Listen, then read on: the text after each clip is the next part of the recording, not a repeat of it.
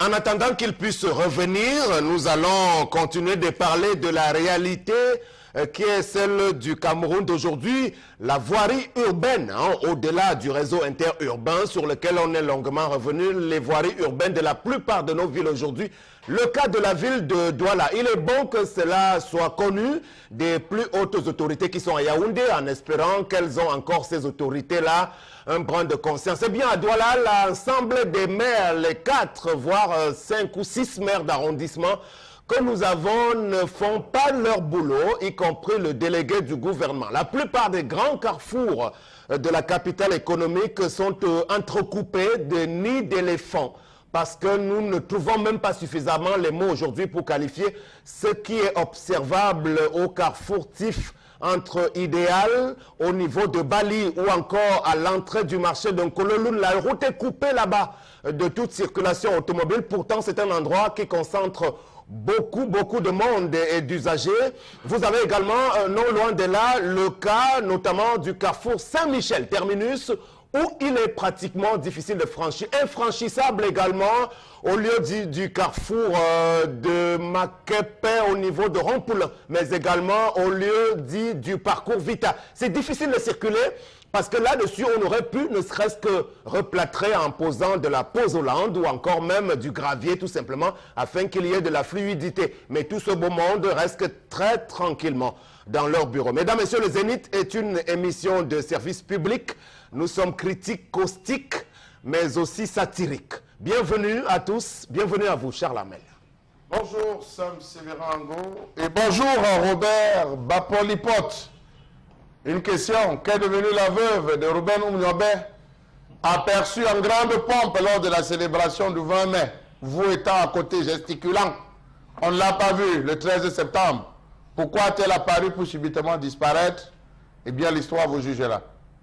Voilà, Robert Bapolipote qui nous avait présenté la belle image de Daniel Ruben Oumniobé, le fils du très vénérable Oumniobé, qui est donc désormais dans les rangs de l'Union des populations du Cameroun. Voilà, mais on ne sait pas de quel UPC on parle, puisqu'il y en a tellement sur place au Cameroun aujourd'hui. On va vous accueillir. Megui, bonjour. Bonjour Sam Sévérin et bonjour à vous, chers téléspectateurs du Zénith. La revue des réseaux sociaux de ce jour parlera de certaines choses très importantes, notamment où est passé le chef de l'État du Cameroun depuis son grand discours diplomatique du côté des États-Unis d'Amérique à New York.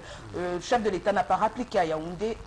Qu'en est-il? On en saura peut-être un peu plus dans les quelques minutes qui arrivent. À propos d'ailleurs des Nations Unies, on rappellera cette autre sortie de la Commission des droits de l'homme, mais aussi du HCR sur des exactions éventuelles perpétrées par des milices et des militaires camerounais, beaucoup plus dans la partie du Grand Nord. C'est quelque chose qui arrive à la suite de quelques autres constatations formulées dans le même sens par Amnesty International. Et bien sûr, les démentis du gouvernement n'ont pas tardé par la voix de Issa Chiroma Bakary. Bombok Benga, merci d'être là encore ce matin. Bonjour. Bonjour Sam, moi j'ai eu l'interpellation de plusieurs Bombok Sam, ils nous ont entendus, ils disent qu'eux aussi s'organisent pour que la paix revienne au Cameroun parce que nous avons atteint une ligne qui semble ne pas être bonne, notamment Bombok Baïha Balingom, il était un ancien au cadre de Kamwata et de la CDE, c'est-à-dire il nous a compris.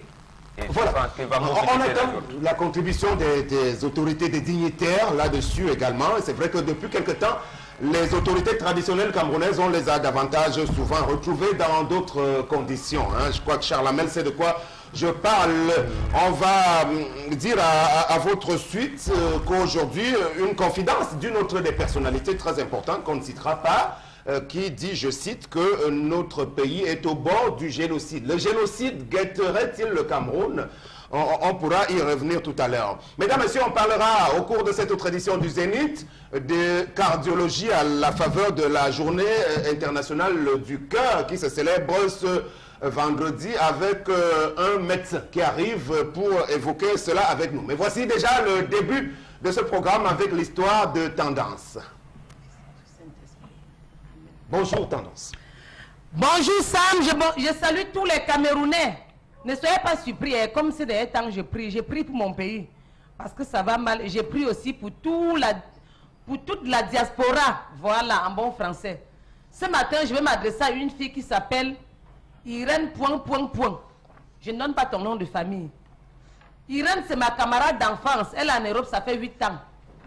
Ta mère demande ton rapatriement. Elle dit qu'on doit te rapatrier. Chers téléspectateurs, pardon. Si vous connaissez une fille de mon village qui s'appelle Irène ... en Europe, on la connaît partout sur les réseaux sociaux. Donc ces photos circulent ces derniers temps, les vidéos de bagarres, etc., etc. Que s'est-il passé, Sam? Bonne interrogation. Hey. Maman, les gens fous, Megui. Quand la fille partait du Cameroun, elle ne parlait même pas. Donc elle parlait, mais on n'entendait pas sa voix. Sa mère a pleuré devant moi, Megui, comme une maman pleure. Elle me dit, ma fille, prononce tout son nom à Equinox TV. Si elle peut avoir honte, le gouvernement des Blancs là, la rapatrie. Elle dit que sa fille est partie en Europe pour les études. Ça fait 8 ans. Mais sauf qu'elle ne comprend plus rien sur sa fille. Même l'école, elle a laissé. Ce que sa fille fait là-bas, elle vend le pépé. Les connaisseurs savent de quoi je parle. Oh, Sam, la mère restait l'autre jour à la maison. C'est un grand du village qui vit avec l'appareil photo. Elle dit que je ne connais même pas moi Facebook. Je ne connais même pas ce qu'on appelle WhatsApp. Je ne connais rien de tout ça. C'est où le grand du quartier dit que maman, regarde comment Irène est en train de bagarrer. La fille bagarrait avec les blancs dans un snap. Que, tu vas me donner mon argent. Ça ne se passe pas comme ça. On ne peut pas faire 2 jours, tu me donnes pas le montant que je t'ai réclamé. La mère dit que quel montant, maman? C'était ton patron. Ça se passe comment? Et la mère me dit qu'elle s'est mise quand et Sam, qu'elle a prêté l'argent dans toutes les réunions de mon village. Le clan d'âge, elle a prêté l'argent. Les femmes du bloc, elle a prêté l'argent.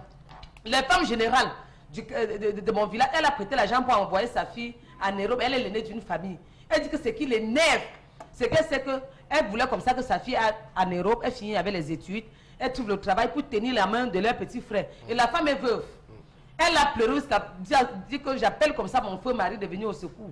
Même si c'est l'ondom, vraiment, elle va aller retirer avant de savoir ce qui ne va pas. Irène, point. Parce que si tu ne réagis pas, demain je donne ton vrai nom, tout ton nom, jusqu'à si tu mets votre maison au village. Ta mère demande qu'on doit te rapatrier.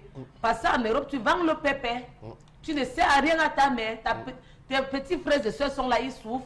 Personne n'est pas plus à l'école. Ta mère a misé pour toi. Aujourd'hui, son merci, c'est le merci du chien. Tes vidéos qui circulent sur les réseaux sociaux, ta mère a tombé en syncope. Elle me parle, elle pleure. Merci beaucoup, Tendance. L'histoire, comme d'habitude, recèle beaucoup d'aspects. On va essayer de les détricoter avec l'ensemble du panel. Il y a d'abord le cas de la déception d'une famille par rapport à ce qu'elle a investi pour que la progéniture puisse réussir l'école, comme on le dit, hein, de l'autre côté en Hexagone, parce que c'est un privilège aujourd'hui, Mbongbong Bengan, d'avoir son enfant à l'étranger. Bon, et on reviendra sur le phénomène de ces filles camerounaises africaines qui se retrouvent en Europe davantage pour rentrer dans des domaines comme la prostitution. Mais d'abord, commençons par la déception, parce que j'ai l'information d'abord au Cameroun, hein, d'un cas d'une jeune fille qui sera traduite ce jour même 28 en conseil de discipline dans un lycée de la place que je préfère ne pas citer. Pour cause, elle a été rattrapée dans le domicile d'un monsieur, sexagénaire même de la place, qui a tenté de détourner cet enfant. Bon, c'est vrai qu'elle n'est plus tout à fait mineure, mais elle était inscrite dans un lycée et elle va être traduite en conseil de discipline. Donc elle encourt une exclusion. Donc ça pose le problème, Mbongbong, de nos enfants d'aujourd'hui qui ne peuvent pas répondre aux attentes de leurs parents par rapport à l'école. Oui, tout à fait ça, mais ce problème, c'est vrai, c'est les enfants, c'est notre avenir, c'est-à-dire que l'avenir de toute une nation qui est mis en jeu, mais c'est un problème davantage, on va parler de l'éducation, mais c'est davantage... De la jeune fille, attardons-nous beaucoup plus sur le cas de la jeune fille. Le problème a commencé au milieu des années 80. Précisément, les enfants qui allaient en Europe, filles comme garçons, allaient pour certains emplois. Parce que vous allez aujourd'hui, vous voyez en Allemagne, l'Allemagne dit par exemple qu'il lui manque des plombiers d'un certain niveau. Ça veut dire que les Allemands ont formé par exemple plus d'ingénieurs que des agents qui avaient les BTS, ils appellent là-bas DUT. Donc il manque de capistes. Donc ils peuvent donc les prendre ailleurs. Le même problème s'est passé chez nous dans les années 60-70. C'est-à-dire que nos aînés qui sont en Europe, ils vous disent par exemple que il manque de capistes en tel endroit, dans les chemins de fer en France, dans les postes de télécommunications, parce que le niveau d'éducation, tel niveau, on y allait. Les filles et les garçons qui avaient un niveau d'instruction assez moyen pouvaient y aller. Mais sauf qu'au milieu des années 80, le problème s'est inversé. La crise économique est arrivée. Un jour, les entreprises comme Bata, Midevib, tout ça, beaucoup, au moins 20 entreprises ont fermé. au point où certains parents ont abandonné femmes et enfants. Peut-être la honte de venir à la maison, de ne pas pouvoir subvenir aux besoins de leur famille, ça a donc désorganisé tout le tissu social. Il s'est donc posé d'autres problèmes, la prostitution. Ça avait commencé avec, tu vois, celui qui avait la plaine de blancs, il y avait même des rivalités, on ne peut pas se le cacher. Ou même l'histoire que venait de remonter à l'époque également, où certains expatriés à la CELUCAM, je ne sais pas où, prenaient des filles dans les lycées et collèges et leur proposaient de l'argent précisément parce que l'environnement était déjà la crise économique. Et les parents n'avaient plus de parole à ce moment-là. Et ça a désorganisé de plus en plus nos sociétés, au point où aujourd'hui, on n'a presque plus de repères. Et c'est désolant, franchement. Mais les aînés aussi nous disent, mieux vaut rester ici, garder une certaine dignité.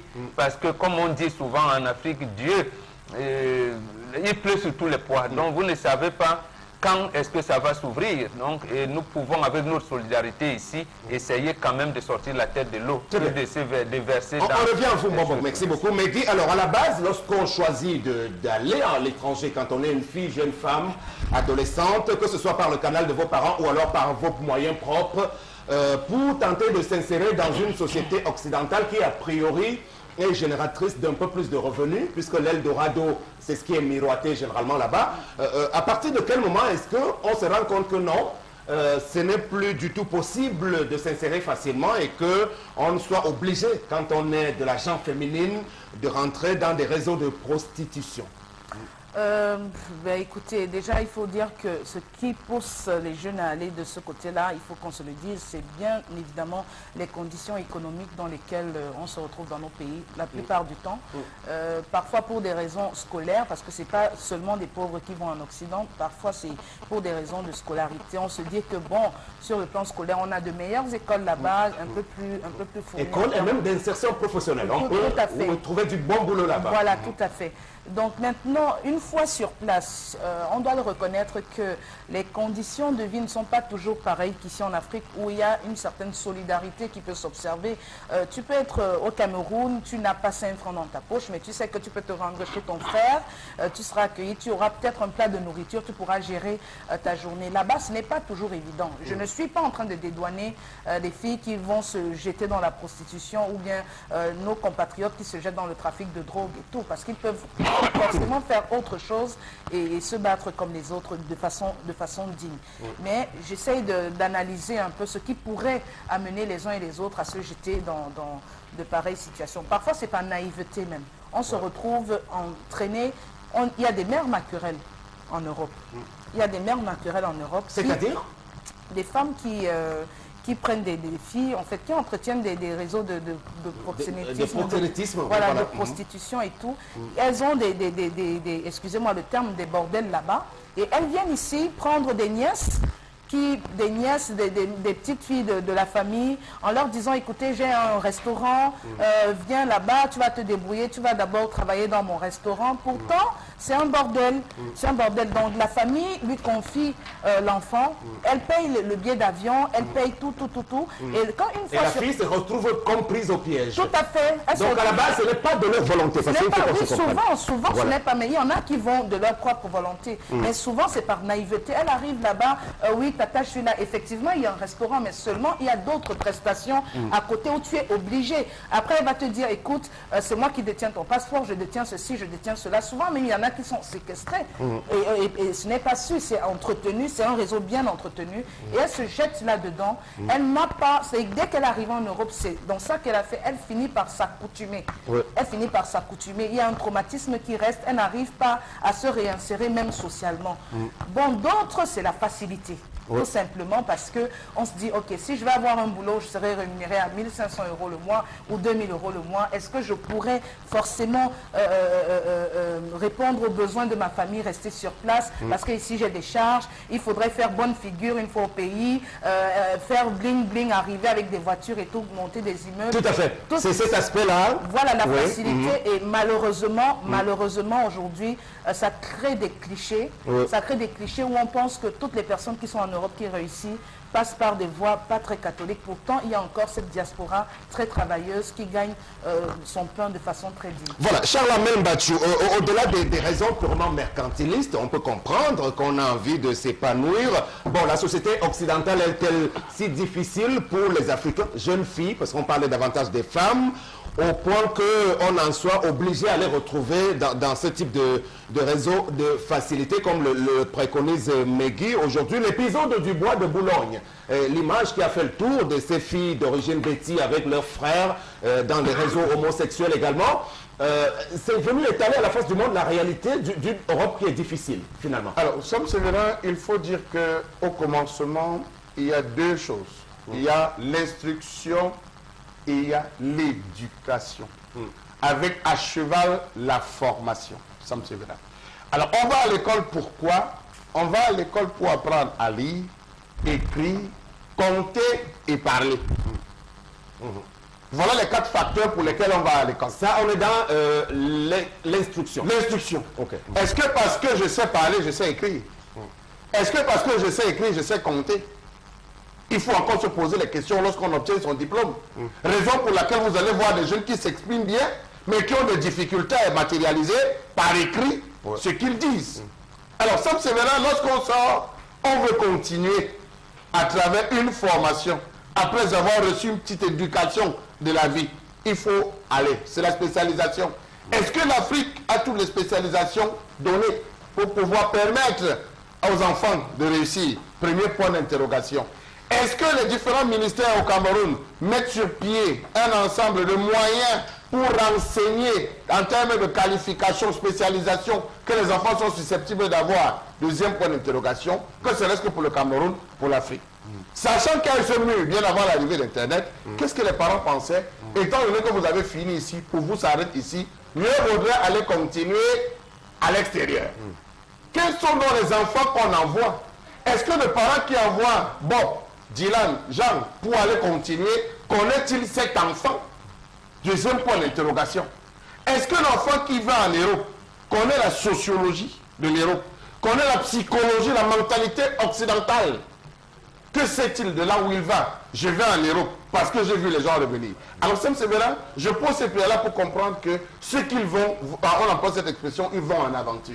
C'est là-bas qu'ils découvrent l'histoire du pays. C'est là-bas qu'ils découvrent la constitution du pays. C'est là-bas qu'ils découvrent un ensemble de choses qui parfois contrastent avec les réalités dont ils pensaient avoir connaissance en partant du Cameroun. J'espère que ce n'est pas un plaidoyer pour demander aux gens de rester au pays. Non, non, non, je suis en train de développer ça. Lorsqu'ils se retrouvent dans cette situation, qu'est-ce qu'il y a à faire?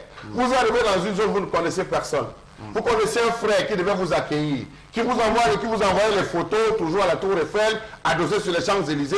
Mais lorsque vous arrivez, ils sont 12 dans une chambre. Ou alors qui vous plante à la Qu'est-ce que vous faites en ce moment? Quand vous débarquez même, très peu viennent vous chercher. Vous arrivez, qu'est-ce que vous faites là? Est-ce que vous rentrez? Lorsque vous imaginez que papa a dépensé son argent pour vous faire partir, vous êtes sacrifié pour faire partir, vous faites quoi? À ce moment-là, en 5 secondes, vous devez prendre une décision. Soit vous retournez à l'aéroport pour rentrer, soit vous décidez d'affronter la vie. Et généralement, donc, il se retrouve à dire, j'affronte la vie. Affronter maintenant la vie, c'est la première personne qui vous prend sous son aile, qui déterminera ce que vous serez en Europe. Donc voilà un peu le cuisine dans lequel les jeunes se retrouvent généralement anglais, où un enfant s'est levé pour aller faire médecine. Et pour le cas des femmes, puisqu'on parlait davantage des femmes, j'en viens Sam Sévérin. C'est là où vous déplaquez, vous arrivez, la première grande sœur qui vous prend en main, parce que camerounaise, commence par épuiser toutes vos réserves de Namono, épuiser vos réserves de tapioca. Lorsque c'est fini, vous dites vraiment, il faut que tu vois le bon côté. Viens au sort, tu vois ce qu'on fait. Et c'est comme ça que les jeunes filles se retrouvent donc à rentrer en se disant, je commence d'abord comme ça, pour après revenir à ce que je m'étais fixé comme base. Et généralement, elles arrivent avec tous les différents adjuvants qu'il y a, la drogue, l'alcoolisme et tout, elle devient dépendante et finalement ça donne ce que ça donne. Voilà, je vais revenir à tendance, mais je voudrais qu'on se comprenne, puisque vous avez dit, Charles-Amel, que la société occidentale a ses particularités, et parmi celles-ci, la prostitution est même reconnue comme un métier. Moi, j'ai pu me rendre de temps en temps de ce côté aussi, et en Hollande, dans la deuxième ville qui est Rotterdam, j'ai pu m'apercevoir que là-bas, la prostitution est légalisée et parce qu'elles sont dans des vitrines, les filles, donc comme de la marchandise. Est-ce qu'on peut donc accepter, parce qu'il y a des Noirs africaines aussi qui sont dans ces vitrines-là, est-ce qu'on peut comprendre que nos Africains, nos sœurs, puissent se placer comme de vraies marchandises en guise d'insertion de ce côté? Je suis dépassée, Sam. Les mots me manquent. Oui. Maman, donc vous avez vous la chance jusqu'à ta mère se bat, tu pars en Europe, tu deviens toi, tu fais ce que tu veux. Oui. Ah, Sam, s'il y avait quelqu'un dans ma vie qui me parlait comme les gens ont parlé à cette fille, c'est que je suis à ce niveau. Mais je ne regrette pas. Parce que par là, on va dire que tu regrettes déjà. Non, non, non, je ne regrette pas. Dans la vie, c'est chacun qui se bat pour son avenir. Je ne suis pas la fille d'un détourneur de fonds publics. Je ne suis pas de la famille de Samuel Eto'o. Ça veut dire quoi, ma chérie? Quand tu es en face de toi une maman qui a souffert et tu es orpheline, tu vas en Europe, tu te blagues encore au point où aujourd'hui c'est toi qu'on appelle mamie cocaïne, mamie mbanga, mamie cigarette, mamie drogue. Les gens vont dire, quand il ne la juge pas, je vais te juger, ton corps ne t'appartient plus. Parce que c'est ce que les gens vont dire au quartier, que tu veux par là dire quoi comme quoi. Je vais dire, en tant que citoyen camerounais, c'est ma soeur de sang. Donc tous les Camerounais, tous les Africains, c'est toute ma famille. Si tu fais quelque chose qui n'est pas bien, je vais te dire. Même si tu ne me parles, je ne veux même pas que tu me parles, mais je vais te dire ce qu'il faut, ce que tu dois faire. Moi-même, je suis d'accord, on doit te rapatrier. J'étais en Europe, Sam. J'étais en Corse. Pour les gens qui ont voyagé. J'étais en Belgique, à Luxembourg. Pour ceux qui m'ont vu en Belgique, c'est que je ne me jette pas des fleurs. Je n'ai pas besoin d'aller en Europe et me mettre sur les voitures des gens dans la rue, dire que oh, mon premier bijou. Oh, merci Seigneur. Non, quand je suis en Europe, je passe inaperçu parce que je n'aime pas me faire voir. Alors, ma chérie, si tu sais franchement que tu es né dans une famille pauvre, retourne vite au Cameroun, on va te désintoxiquer. Parce que où je suis, les sangs de ta tête ne tirent même plus. Très bien, oui. Mais Il faut dire que les familles poussent certaines personnes à se jeter dans... Parce qu'il y a le mirage de l'Occident qui est source justement, les familles restées ici pensent que c'est automatique, que dès qu'on est en Europe, on doit forcément avoir de l'argent. Alors on vous met une pression pas possible, parce que même ici sur place, il y a des familles qui pratiquement envoient leurs enfants soit voler, soit faire de la prostitution. Parce que vous avez une pression telle que comment une seule famille peut... On vous dit que cette fille, elle a 21 ans, c'est l'espoir de toute la famille. L'espoir de toute la famille, quand vous n'avez même pas pu avoir un BEPCE, vous comprenez? Elle n'a même pas un BEPC. L'espoir de toute la famille, mais sur la base de quoi? Sa beauté physique. Mais qu'est-ce que ça veut dire? Qu'elle doit user de ses atouts physiques pour pouvoir avoir de l'argent et subvenir aux besoins de sa famille. Alors toute une famille, on vous dit, voilà, c'est elle l'espoir de la famille. Mais l'espoir de la famille, comment? Ça c'est pousser cette jeune fille à aller se prostituer. Mais suivant les traditions africaines, puisqu'on nous dit généralement sur ce plateau que le mariage c'est entre deux familles, donc si elle en épouse quelqu'un de bien, forcément, sa famille va en bénéficier. Et même jusque-là, c'est un problème. Parce que si vous envoyez votre fille en mariage uniquement parce qu'elle doit subvenir à vos besoins, ça lui pose un problème dans son foyer parce qu'elle va être extrêmement envahissante par rapport à son époux. Elle va demander à son époux plus qu'il ne peut en donner parce qu'il faut subvenir aux besoins de toute sa famille. Mais non, ça c'est un problème. Donc c'est un vrai problème. Bon, vous êtes interpellé sur ce coup-là. C'est un vrai problème, sûrement, Sam. Et je vous l'ai dit que la déflagration sociale, le terme est bien utilisé parce que c'était une bombe qui s'est abattue sur le continent africain, notamment l'Afrique noire, en milieu des années 80. C'est ça qui a déstructuré toute la société. Et je vous ai dit, certains parents, quand la mère et moi, nous parlons généralement de l'éducation, avaient fui leurs responsabilités. Et on laissait, c'est là où nous attirons toujours l'attention des femmes. Quand on leur dit, c'est vous qui avez la maison. Quand on dit, derrière un grand homme, c'est une grande femme. Quand on dit, vous êtes la comptable matière de la maison, la responsabilité c'est vous. Même nous les hommes, c'est vous qui avez notre responsabilité. Ne soyez pas devant, regardez tout ce qui se passe. Il s'est donc trouvé que l'homme a fui. L'homme a fui la famille. La femme s'est retrouvée quelquefois avec des enfants. Elle ne sait rien faire. Ou alors, elle a les moyens diminués. Le mari qui, à la fin du mois, a acheté un sac de riz, pour subvenir aux besoins de l'enfant, ne pouvait plus.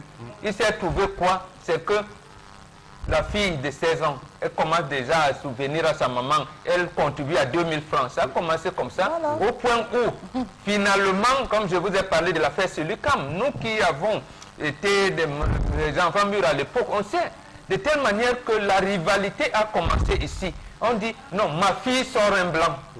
Toi, tu sors, ma fille sort un blanc. Au point où même les Camerounais qui étaient chefs d'entreprise et qui employaient les blancs, donc ils ne pouvaient pas aller en compétition avec leurs propres employés. Donc le blanc t'arrache la fille et toi le patron. Donc ça a donc reversé de telle manière qu'aujourd'hui la société est devenue complètement désorganisée. Une proposition. Qu'est-ce qu'il faut? Parce que la responsabilité c'est de quel côté? Mais Guy a dit on leur met un peu trop de pression à nos filles d'aujourd'hui, surtout lorsqu'elles traversent, comme on le dit, au quartier. Elles-mêmes aussi se mettent cette pression-là parce qu'elles ne sont pas obligées forcément d'envoyer de l'argent tout le temps. Qui est-ce qui doit corriger sa mentalité? Non, c'est nous, c'est d'abord les familles. Nous devons apprendre à ne pas prostituer nos filles. Nous avons dit ici, la solution vient dans cette réorganisation de la société africaine, cette solidarité qui est toujours liée au fait que, voilà, Ngombengan qui grandit, elle n'a pas réussi à l'école, il faut que la famille le sache, et peut-être on peut lui trouver, elle peut être nounours quelque part, que de m'enfermer avec mon épouse en disant que non, et faisons un prêt là, envoyons aussi nos filles en Europe. On doit limiter ça. Ce qui me tend les nerfs, c'est souvent les voyageuses là qui prennent les décisions dans les familles, elles appliquent et on marche à leur rythme. Tu es avec ta petite à la maison, ta petite est de très loin. Du coup, parce qu'elle est en Europe, quand elle prend une décision, elle applique. J'en connais. Quand il y a deuil, on dit, ouais, on attend d'abord Nina, on attend son avis. Voilà. C'est toi qu'on doit appeler Tata. C'est elle qu'on doit appeler Maman.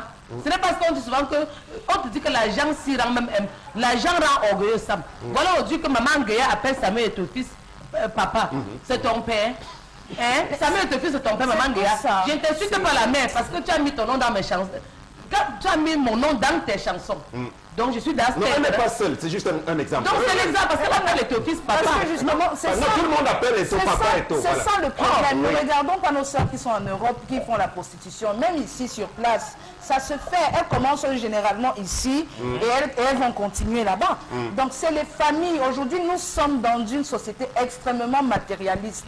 Dans les familles déjà au plus petit. Ou alors paupériser aussi, parce qu'il y a aussi la pauvreté ambiante. La pauvreté ambiante. Qui fait que... Ça s'entraîne vraiment une chute vertigineuse de nos valeurs. Dans les familles, vous allez voir, le dernier devient l'aîné parce qu'il a plus d'argent. Voilà. Il a plus d'argent. On va dire carrément à l'aîné d'une famille, toi tu n'as pas à te prononcer, tu n'as même pas les moyens de ta politique. Carrément. Non, mais alors, Charles, on peut faire le procès des familles, mais je rappelle, parce que moi j'ai discuté avec l'une d'entre elles installée à Bordeaux, une Camerounaise, qui a bien envie de retourner au pays, mais elle a été obligée de partir il y a plusieurs années, parce que le Cameroun ne lui a pas offert les meilleures conditions. Il y a ça, et c'est là où on appelle la responsabilité de nos différents ambassadeurs, nos représentations diplomatiques, qui devraient sensibiliser les jeunes par rapport à cela. Ils sont combien au Mali? Ils sont combien au Niger? Ils sont combien en Libye? Ils sont combien en Algérie, au Maroc, à Dubaï? Ils sont combien de Camerounais qui résident là-bas parce qu'ils cherchent le moyen pour aller? Ils sont combien qui sont cachés à Chypre, en Chypre? Ils sont combien qui sont cachés au Qatar, Sam Severa? Ils sont nombreux. Mais n'oublions pas quelque chose, Sam Severa. Les études en Europe demandent beaucoup d'argent. Les études demandent beaucoup d'argent. Si vous n'êtes pas nanti, n'envoyez pas votre enfant faire des études en Europe parce que ça demande beaucoup d'argent.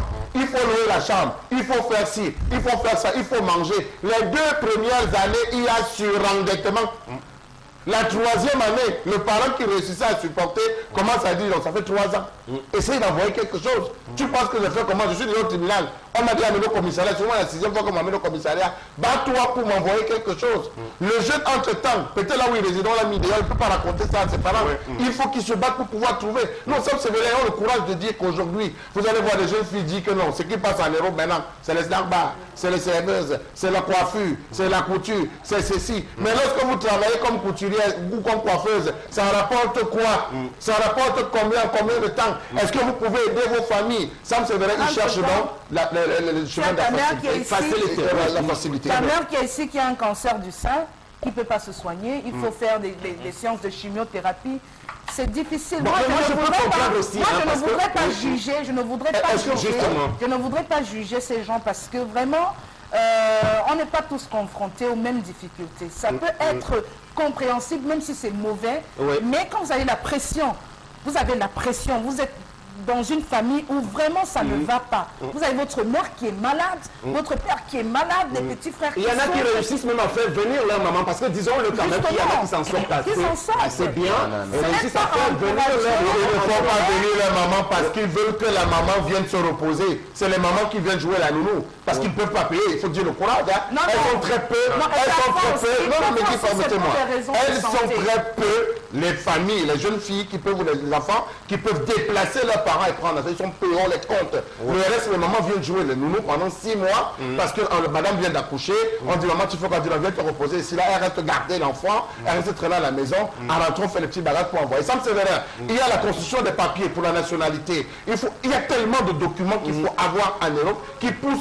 Je dis bien, je ne suis pas en train de dédouaner ces jeunes, mais je suis en train de dire, Sam Sévérin, parfois vous allez avec des idées pures, mais la réalité sur le terrain, Quand vous arrivez à l'aéroport, vous avez des amis qui vous disent non, mais écoute, quand tu arrives Appelle-moi. en France, appelle-moi.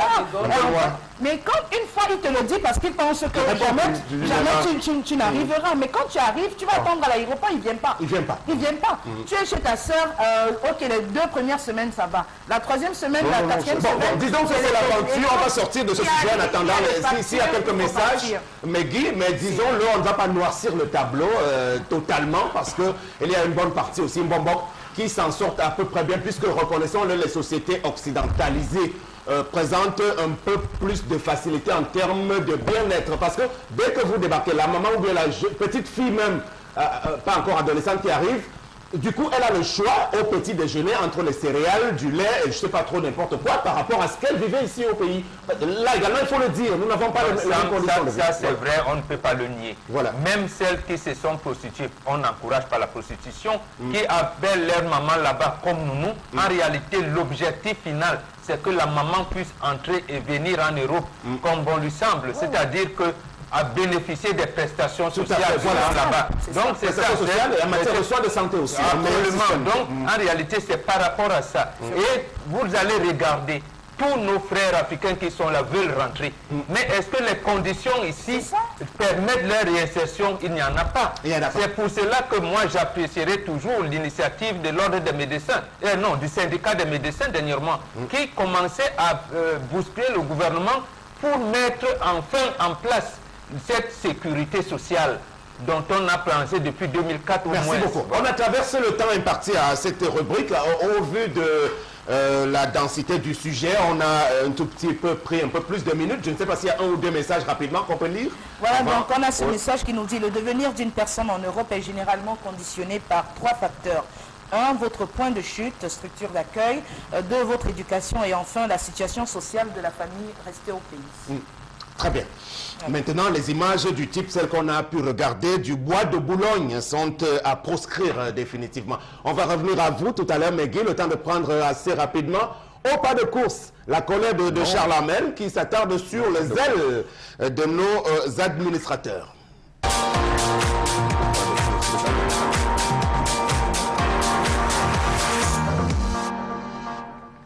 Je m'interroge ce jour sur l'excès de zèle qui habite les Camerounais d'un certain rang.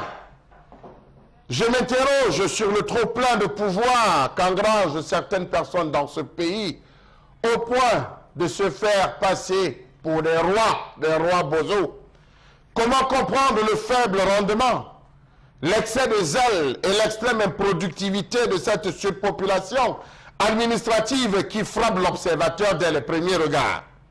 Comment comprendre le fait que les agents de l'État, des enseignements du primaire au supérieur, policiers, magistrats, médecins, infirmiers, ingénieurs, techniciens, bref, tous les corps de métier qui émargent au budget de l'État, soient mus juste par un zèle, un excès de zèle identitaire ou ésotérique?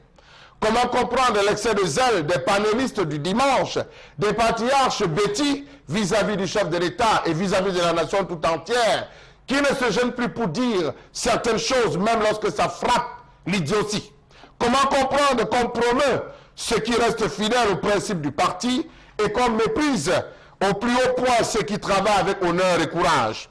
Comment comprendre les ailes des sous-préfets et préfets qui passent le clair de leur temps à interdire les manifestations publiques plutôt qu'à comprendre le sens?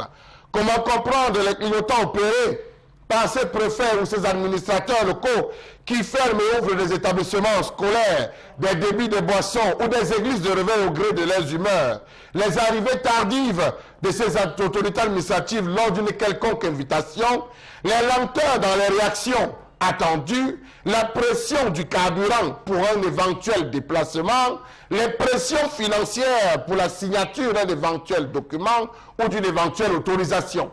Est-ce qu'on leur a confié la signature qui devrait être à la fin monnayée? Pourtant, le service public est censé être gratuit. Comment comprendre qu'on laisse au pouvoir des individus qui, depuis leur nomination, ne cessent de poser des actes anti-républicains?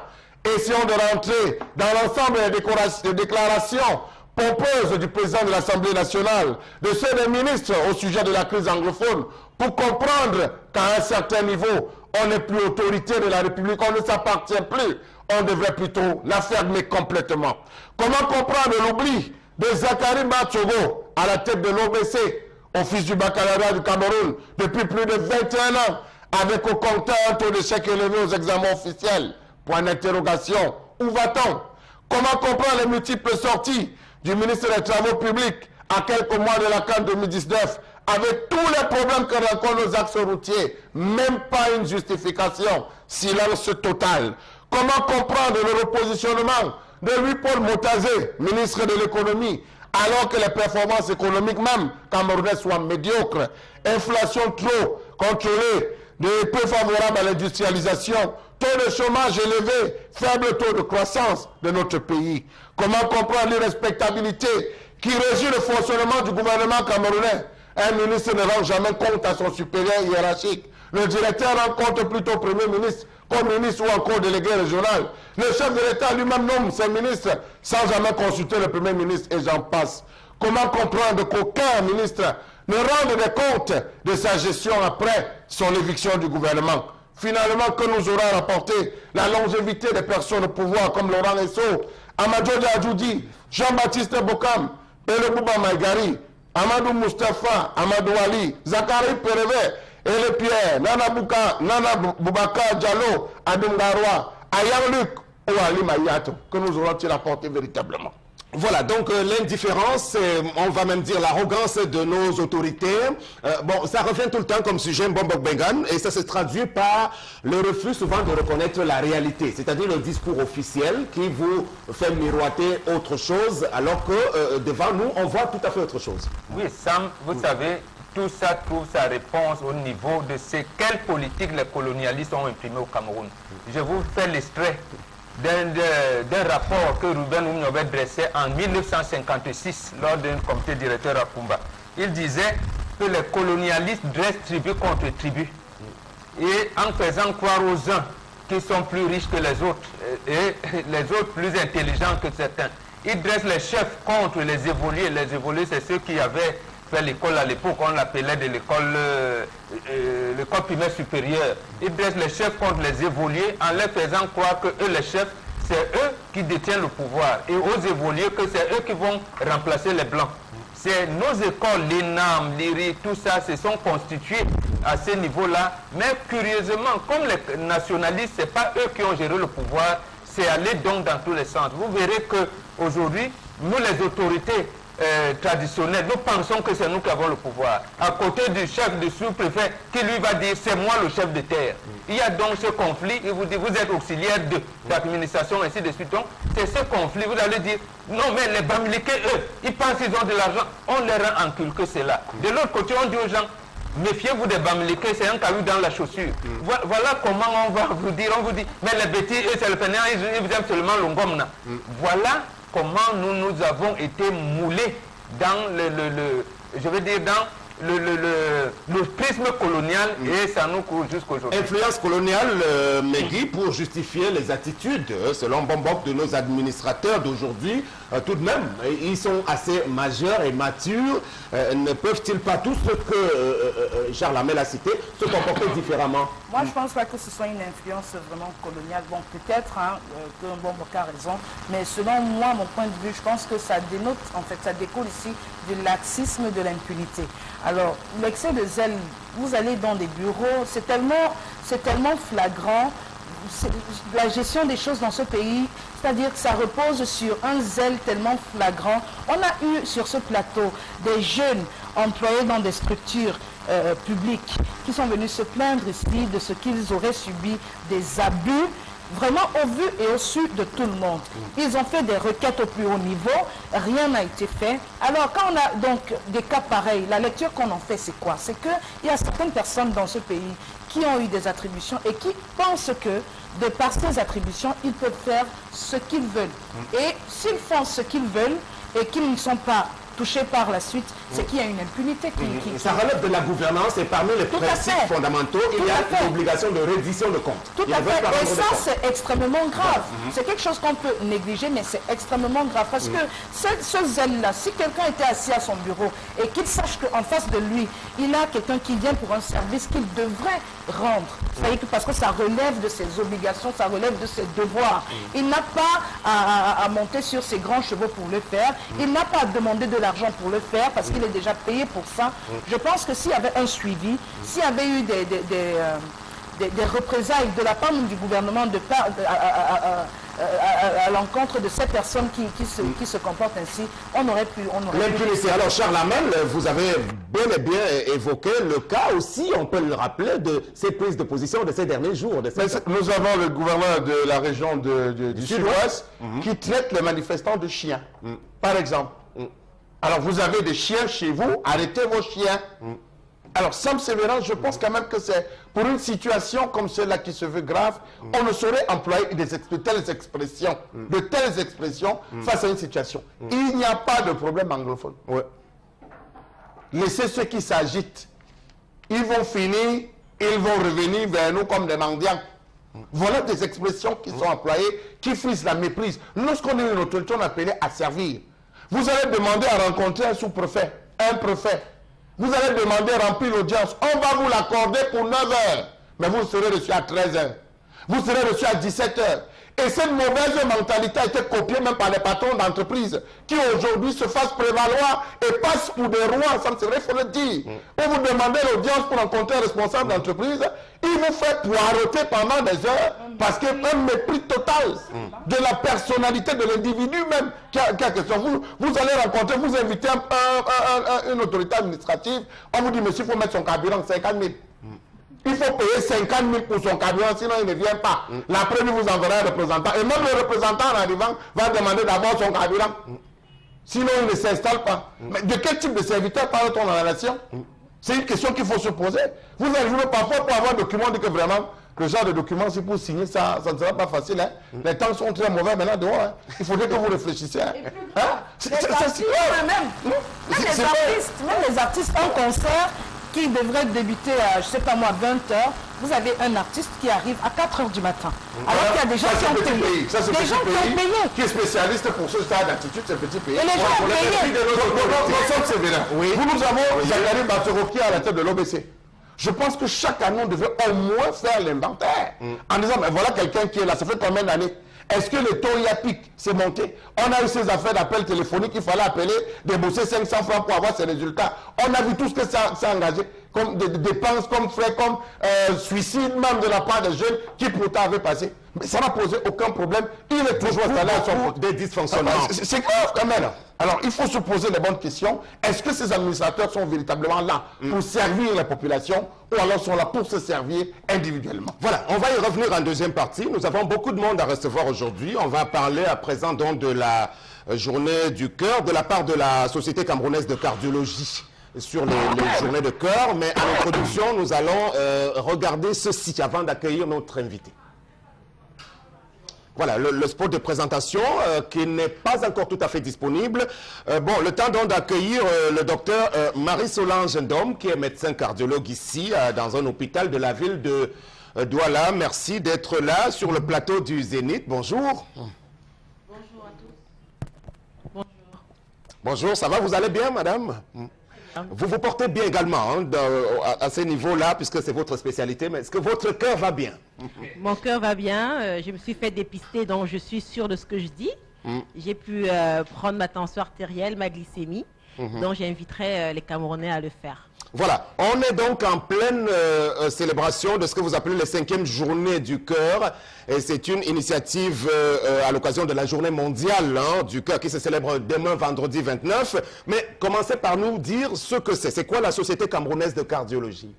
La Société camerounaise de cardiologie est une société qui a été créée en 1991 par des cardiologues qui avaient pour souci de regrouper tous les médecins qui œuvrent pour la cardiologie, qui est une spécialité qui s'occupe du cœur et des vaisseaux sanguins.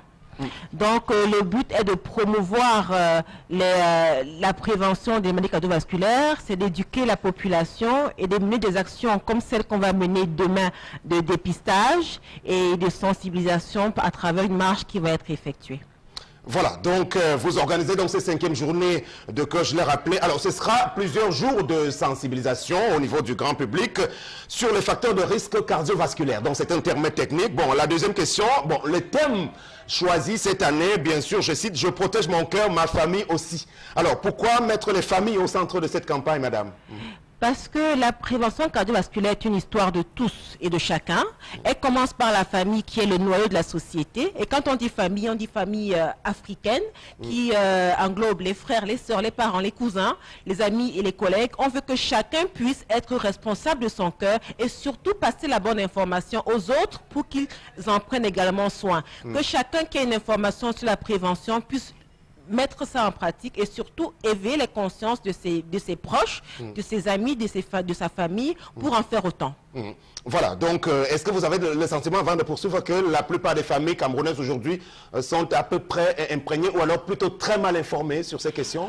Je pense que la Société camerounaise de cardiologie œuvre franchement à sensibiliser les Camerounais, mais on s'est rendu compte que malgré tout ce qui est fait, la progression de l'hypertension artérielle, du tabagisme est quand même conséquente. Donc ça veut dire que les messages passent, mais ils ne sont pas encore suffisamment mis en pratique. Il faut savoir qu'un Camerounais sur 3 est hypertendu, un Camerounais et que parmi ceux qui sont hypertendus, 70% l'ignorent. Ça veut dire, tout à l'heure, vous m'avez demandé comment va mon cœur. Je vous ai dit avec certitude que mon cœur allait bien, mais parce que j'ai pris la peine de me faire dépister, parce que j'ai pris la peine de vouloir savoir quel est mon statut cardiovasculaire. Donc c'est l'occasion pour nous de vous dire que lorsque ces ennemis du cœur, le terme plus facile par rapport aux facteurs de risque, sont connus, ils peuvent être mieux pris en charge et éviter ainsi les complications. 80% des AVC ou des crises cardiaques sont évitables. Voilà, alors en mai dernier, nous l'avons appris, vous avez donc organisé un dépistage massif. Que révèle-t-il sur la situation de ces maladies au Cameroun? Si vous pouvez revenir sur les statistiques un peu plus en détail. Oui, nous avons dépisté plus de 20 000 personnes au mois de mai, qui était une action conjuguée avec l'Institut international d'hypertension artérielle. Ce sont ces chiffres qui nous montrent que la prévalence d'hypertension artérielle, de l'obésité et du tabagisme sont en forte croissance. Et que surtout, ce qui est capital de dire, c'est que beaucoup s'ignorent. Donc, d'où l'intérêt que nous avons encore d'insister sur la sensibilisation, sur l'intérêt d'un dépistage précoce, surtout sur l'adoption d'un mode de vie pour pouvoir éviter ces complications, parce que en termes de maladies cardiovasculaires, vaut mieux ne pas s'exposer. Vaut mieux ne pas s'exposer au tabagisme, au diabète, à l'hypertension, à l'obésité, au manque de sport, parce que ce sont des tueurs silencieux, ce sont des ennemis du cœur. Voilà, alors quel est le message que vous voulez vraiment que les Camerounais retiennent pour cette année face à la situation? Le message qu'on veut adresser à notre population, c'est que prévenir vaut mieux que guérir et que surtout pour une meilleure prise en charge, il faut d'abord connaître ces ennemis-là. Donc faites-vous dépister. En général, la période qu'on dédie est assez courte, mais c'est juste un éveil de conscience pour que vous puissiez aller voir un personnel de santé, un médecin qui prendra votre tension artérielle, qui vous demandera une glycémie pour savoir si vous êtes diabétique. Surtout, savoir que le tabagisme est néfaste et que là, c'est tolérance zéro, pas de cigarettes à la maison, au travail, entre amis, pas de cigarettes. Pas de cigarettes, vous pensez vraiment qu'on peut y arriver à interdire je pense que si on le tabac?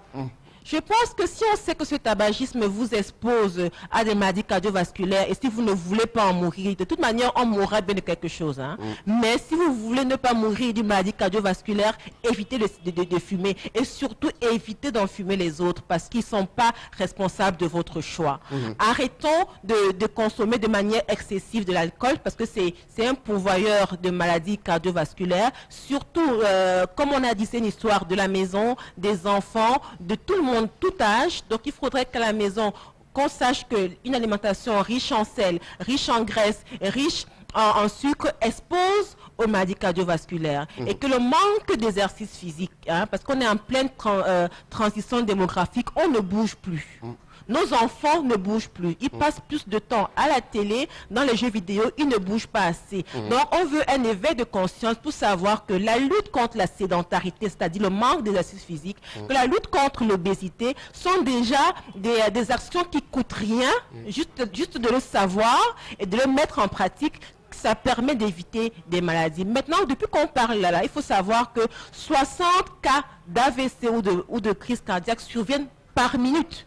Donc, je vous laisse faire le calcul. 60 cas par minute dans le monde. Heureusement pour le Cameroun, dans le monde. Donc, pour dire que c'est un véritable problème de santé publique qui concerne chacun. Et la lutte est individuelle et collective. Collective, c'est pour ça qu'il faut insister sur la sensibilisation et c'est ce que vous faites au niveau de la Société camerounaise de cardiologie. Alors on va terminer, docteur, sur le programme de ces journées assez rapidement. Donc cette journée a commencé depuis le 25 septembre, elle va se terminer le 1er octobre. Donc demain déjà, on aura un dépistage gratuit, grand public au niveau des néos de Coty. Et nous aurons là, il faudra venir à jeun, c'est-à-dire sans manger, si vous voulez savoir si vous êtes diabétique ou pas. Et le dimanche, dès 5h30, au parcours Vita de Yaoundé et de Douala, on va commencer à prendre soin du cœur parce que la marche est un sport essentiel pour prévenir les maladies cardiovasculaires. Et il faut savoir qu'on recommande de faire du sport 5 fois par semaine, minimum 30 minutes, adapté à sa condition physique. Donc le sport et l'alimentation sont des facteurs importants déjà pour la prévention cardiovasculaire. Merci beaucoup pour cet ensemble de conseils qui nous profitent à nous aussi parce que nous sommes presque tous concernés. Docteur Marie-Solange Ndom, médecin cardiologue à l'hôpital Lakintini ici à Douala.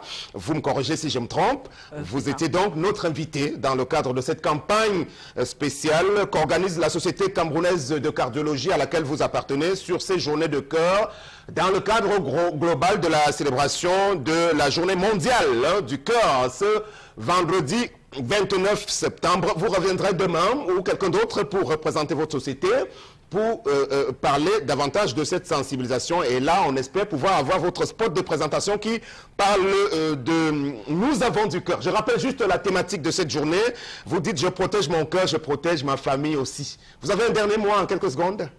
Je vais exhorter les Camerounais à prendre soin de leur cœur. Et c'est une histoire familiale, que chacun puisse connaître son statut cardiovasculaire et mettre en pratique tous les conseils qu'on donne à longueur de journée. Voilà, merci. C'était donc le médecin Marie-Solange Ndom, cardiologue. Mesdames, Messieurs, restez avec nous. Le Zénith va se poursuivre avec une petite respiration et on vous retrouvera tout à l'heure pour la suite.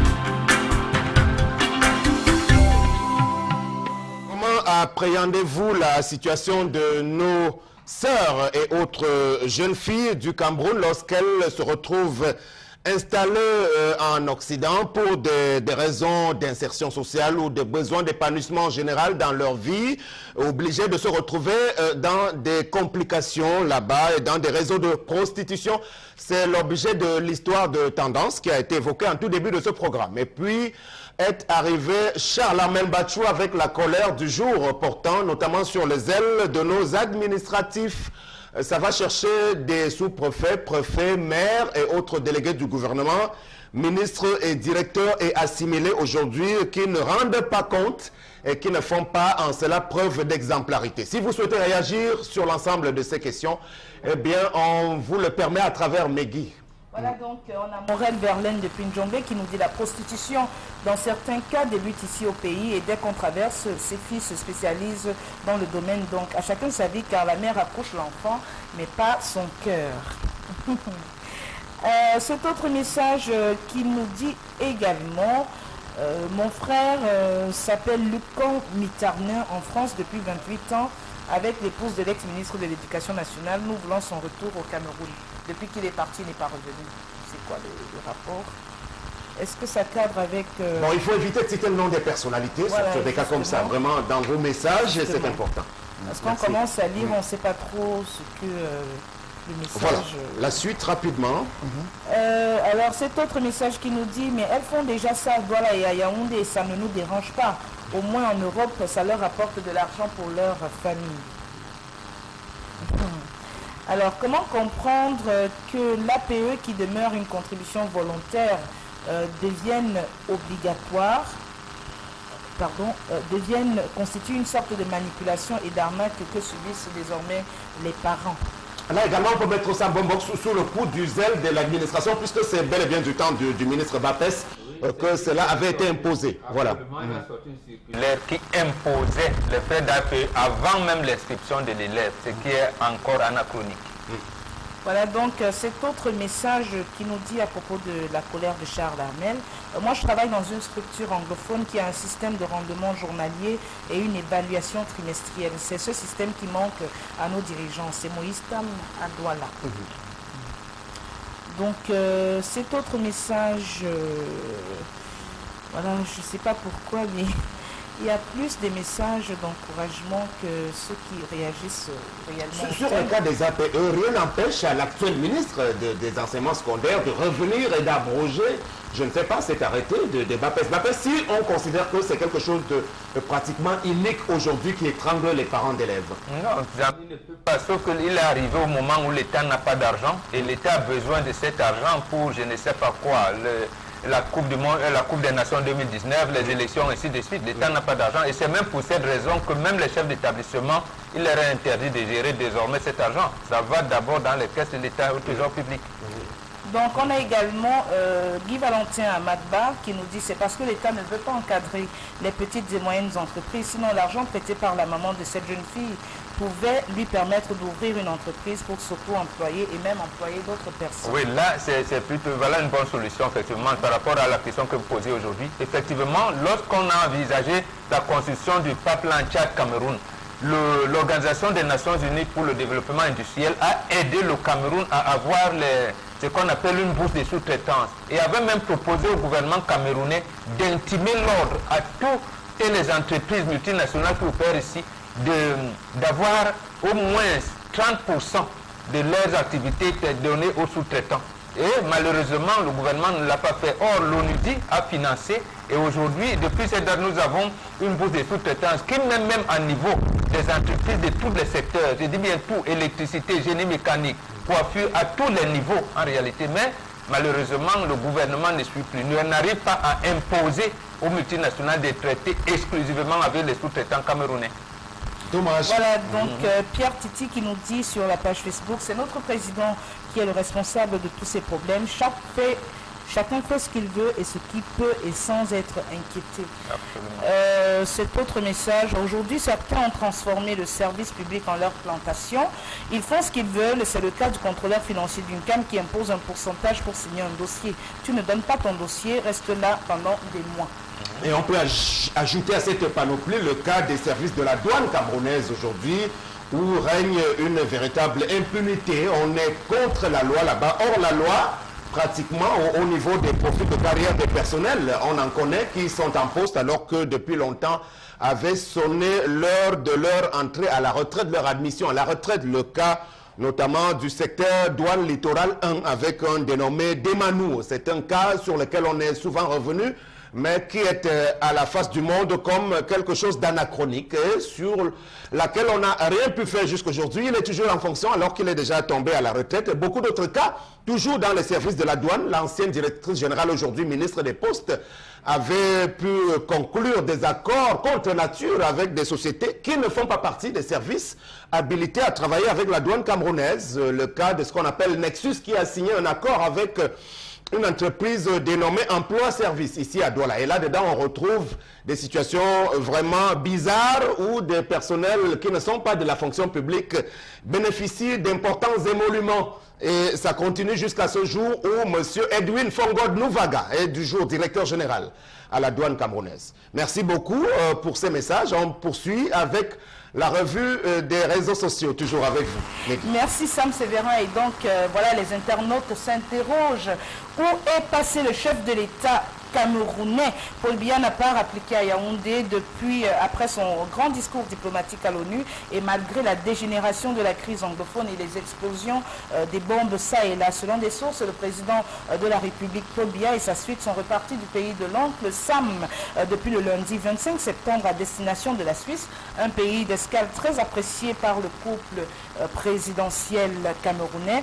Et la durée de ce séjour officieux de Paul Biya et sa suite en Suisse n'est pas connue jusque-là, tout comme la date de leur retour à Yaoundé. Donc, les internautes et même, je crois, l'ensemble des Camerounais se demandent est-ce que c'est normal, avec la crise que traverse le pays, que le président Paul Biya soit brille par son absence dans le triangle national.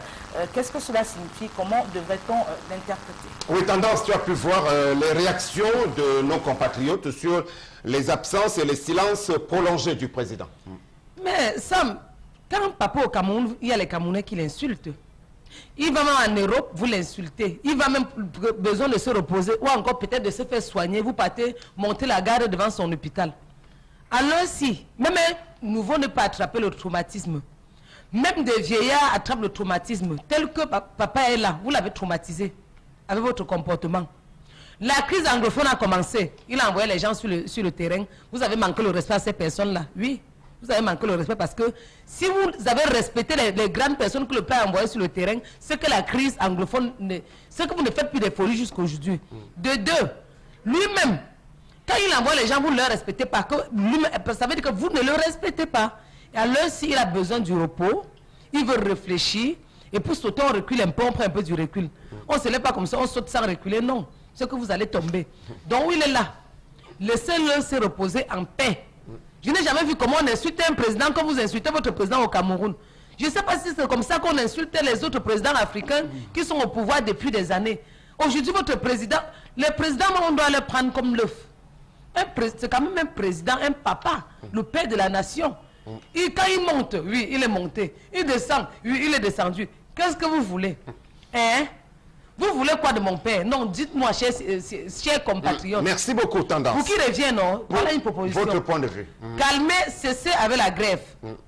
Le désordre que vous avez organisé dans notre zone anglophone là, cessez avec la grève et le désordre, il va venir. Charles Amel Bachou, y a-t-il encore un commandant dans le bateau Cameroun? Où est-il? Le chef de l'État a-t-il choisi d'abandonner? Le problème se pose, sachant que nous traversons une crise multiforme qui va de Boko Haram à la partie anglophone en passant par bien d'autres cas que nous avons traversés où l'on n'a pas toujours entendu la parole présidentielle. Aujourd'hui, après les Nations Unies, où se trouve-t-il? Alors, Sam Sévérin, il est quelque part. Il est quelque part où lui seul connaît. Sam Sévérin. Donc, Nourabou nous dit, il est ici, il est ça, il est là. Tout ce qu'on attend, c'est qu'il ne viole pas les délais prescrits par les textes en vigueur par rapport à sa sortie hors du pays. C'est le plus important. Qu'il se repose, Sam Sévérin, s'il est fatigué. Et dans tous les cas, quand on essaie de faire une lecture globale de la situation, soit il est mal renseigné, soit alors ça dénote du fait qu'il ne s'intéresse plus à un certain nombre de choses, Sam Sévérin. Parce que avec ce que nous sommes en train, les informations que nous collectons ça et là, de ce qui est en train, peut-être qui pourrait se passer dans la zone du Nord-Ouest, on sait que le 1er octobre, et on sait tout ce qui se passe généralement le 1er octobre, je pense qu'il serait temps qu'il rentre au pays aussi pour se dire, bon voilà, la situation, à l'ONU, on a vécu ça, pendant que j'étais à l'ONU, j'ai appris qu'il y a eu l'explosion de différentes bombes et tout. Qu'est-ce qui a été fait?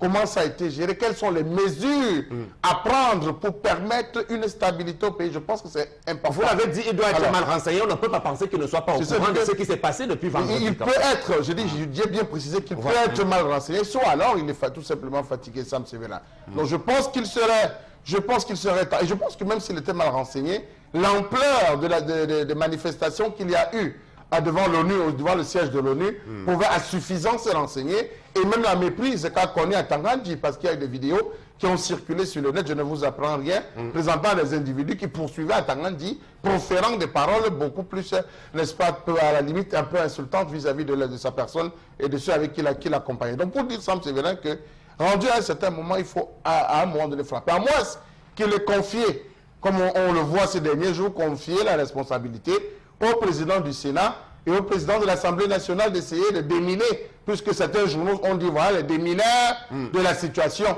Sauf qu'entre ces deux démineurs, il y a plutôt un encenseur, notamment le président de l'Assemblée nationale, à travers des expressions assez fortes et surtout outrageantes. Déjà, il faut sévèrement fouetter et torturer des expressions qui ne sied pas à un moment de crise comme celui-ci. Vous l'avez dit, Charles Arbel, les responsables qui représentent le président à divers niveaux ne sont pas tout à fait à la hauteur de la question qui nous concerne aujourd'hui, la crise anglophone, pour ne parler que de celle-là. Alors, comment faire pour que le chef de l'État reprenne la main au niveau de la gestion des choses du pays? Non, ça, moi je pense qu'on va seulement se fier à sa seule conscience. Maintenant, vous voulez un président qui soit présent, il n'a jamais été présent. Il a pris le pouvoir à 49 ans, aujourd'hui il a 84 ans, ce n'est pas aujourd'hui qu'on va lui demander de changer. 1991, il a dit non, la conférence nationale souveraine est sans objet pour le Cameroun. Il est parti en Europe pendant plus longtemps encore. C'est son ministre, le premier ministre de l'époque, Sadou Ayatou, qui a organisé une conférence tripartite et tout. Il est revenu longtemps après. Et il n'a même pas daigné appliquer convenablement les résolutions prises à cette tripartite, notamment le code électoral et la constitution du pays. Il les a taillées à sa mesure. Donc, l'année dernière encore, on se rappelle qu'il n'est pas là lorsqu'il se souvient des drames de Magnaï et des Eka. Un peu avant, les militaires qui venaient de Centrafrique, Nenuka, avaient marché à Yaoundé. Beaucoup avaient, nous on a eu peur, on a pensé à un coup d'État. Heureusement qu'ils avaient l'air tenue de l'ONU et ils ont dit nous voulons besoin d'argent. 200 militaires qui marchent en groupe parce que là, le président n'a jamais été là lorsque son peuple souffre. Si on sait davantage que c'est un élu, on se pose encore la question. Mais maintenant, je pense que les Camerounais ont trouvé la réponse à cela, Sam. Les Camerounais, depuis ces années de Brest de 91, ont compris qu'ils peuvent vivre sans leur président de la République.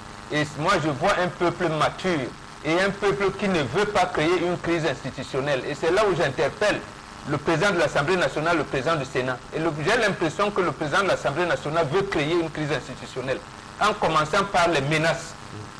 Je ne souhaite pas que le président du Sénat suive dans ce genre de menaces-là. Je pense plutôt qu'il faut apporter un discours d'apaisement comme l'a fait le gouverneur de la région du littoral.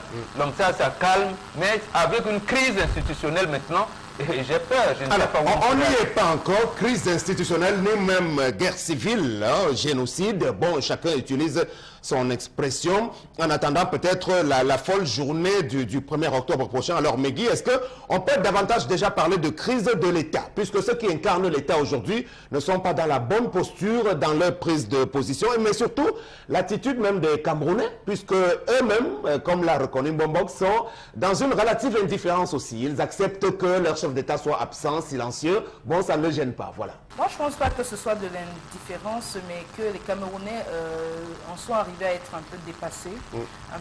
Ils ne savent plus trop quoi faire, parce que quand vous avez imaginé un interlocuteur qui ne vous répond jamais, c'est-à-dire que vous lui parlez, vous avez l'impression d'être dans un monologue, vous lui parlez, il ne répond pas, il ne réagit pas. À un moment donné, bon, vous finissez par vous lasser et puis vous vous dites, bon, advienne que pourra. Donc, moi, je dis quand même que cette absence du président de la République, bien que plus que sa présence physique, ses décisions seraient plus importantes, c'est-à-dire que la façon dont il aurait réagi face à tout ce qui se passe dans notre pays, c'est ça qui est le plus attendu. Mais dans une famille, quand vous avez un chef de famille et avec un enfant très très malade dont le capital vital est engagé, peut-être la présence du père ne va pas guérir cet enfant, mais au moins sa présence peut réconforter l'enfant. Je ne sais pas, participer à une sorte de... C'est une très belle image parce qu'on est vraiment là en plein dans ce cas de figure. Tout à fait. Donc même s'il n'est pas là, ce n'est pas parce qu'il sera présent au Cameroun que la crise va forcément se résoudre, mais au moins le fait qu'il soit là démontre que je me sens vraiment concernée par ce qui se passe dans mon pays, je me sens touchée par ce qui se passe dans mon pays.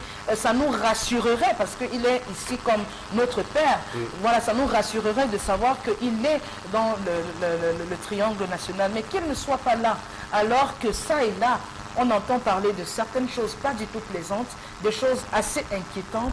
On se demande bien, mais qu'est-ce qui se passe? Voilà, Charles Hamel, vous terminez sur la question. Donc, le président aurait-il démissionné quelque peu, entre guillemets, de ses responsabilités? Sam Sévérin, si on prend la déclaration qu'a faite le chairman, Nidjo Fundi, il a dit, même si le chef de l'État parle maintenant, il parlera tard. Il a bien précisé, il parlera tard. Donc, pour dire que le moment où on l'attendait, il ne s'est pas manifesté et qu'aujourd'hui, il vient s'exprimer, il sera un peu tard, Sam Sévérin. Soit parce qu'il a été dépassé par une situation, soit parce que les premières informations qu'on lui a données n'ont pas été les meilleures. Mais si c'est ça, et il s'avère que les informations qu'on lui a données n'ont pas été les meilleures, ce sera un peu de trop. Parce que nous avons eu plusieurs événements qui nous ont poussé à croire qu'on a induit à une erreur, des événements qui devaient l'assagir, l'empêcher de poser cela. Je prends un cas. Nous avons les événements du 28 février, où on a vu des gens descendre dans la rue, on a vu des gens poser des exactions, mais à la fin, lorsque le chef de l'État a pris le discours, on a eu comme l'impression que le chef de l'État n'était pas suffisamment renseigné sur la question. Et des apprentis aussi n'avaient pas suffisamment été... Il n'était pas bien renseigné. Il n'était pas renseigné à ce moment. Je pense que ça aurait assagi à la gestion des petites crises. On se retrouve avec la crise où on démarre avec il n'y a pas de problème anglophone. Il y a le texte de l'OADA. Moi, je n'adhère pas à cette thèse. Comment on peut être chef d'État et être le dernier à être informé? Lui qui dispose de tous les canaux d'information possibles. Non, ça dénote d'autres choses. Ça veut dire que c'est lui qui s'est entouré d'une tour d'ivoire. Je me rappelle encore l'interview de Maître Gérard Volbert. Il lui disait, quand tu quittes le palais de l'unité, au fur et à mesure que tu vas très loin, les formations se coupent. Et il en a posé la question à son ami, Douala Moutomé, à son âme, qui venait d'entrer au gouvernement, dit « Je ne reconnais plus mon ami », alors qu'ils étaient dans le même cabinet. Son ami devenu ministre, il avait tout coupé. Donc il a dit, et Gérard Volbert essayait de nous expliquer quel est ce personnage-là. Donc en réalité, pour la crise anglophone, c'est même lui qui doit informer les Camerounais, parce qu'ils ne sont que trois encore vivants. Il y a lui, le chef de l'État, il y a Dorothée Ndjema, il y a David Aboué-Machoï. Donc en fait, il devait être au courant, c'est lui qui devrait savoir ce qui se passe. Donc moi j'ai dit, les Camerounais sont habitués à vivre avec un président absent. Et moi je loue vraiment leur maturité. C'est un peuple mature qui ne veut pas créer une crise institutionnelle aujourd'hui. Les hommes d'affaires en souffrent. Les hommes d'affaires lui ont dit en mai 2016, notamment Paul Kokam Kemoni, que monsieur le chef de l'État permettait qu'on signe les accords de partenariat économique avec le Nigeria. Il l'a refusé. Les investisseurs qui demandaient ne viennent pas jusqu'aujourd'hui. Et le GICAM a encore dit, revenons avec le Nigeria. Pourquoi le fait-il pas? Il est renseigné. Donc, absence de réelle gouvernance qui rend compte à son peuple. Bon, si on a été élu, bon, peut-être que quand on a été mal élu aussi, on peut se dire, bon, on n'est pas obligé de rendre des comptes. Donc, ça, on lui a donné le pouvoir et il fait ce qu'il en veut. Et en plus, il n'est même pas militant. Deuxième information. Voilà, deuxième information. Donc, vous allez nous excuser de l'absence de l'élément pour illustrer cette actualité. On parle également des populations déguerpies des quartiers PK14 et PK17 depuis 2010, donc qui ont manifesté leur mécontentement devant les locaux de la préfecture du département du Vouri.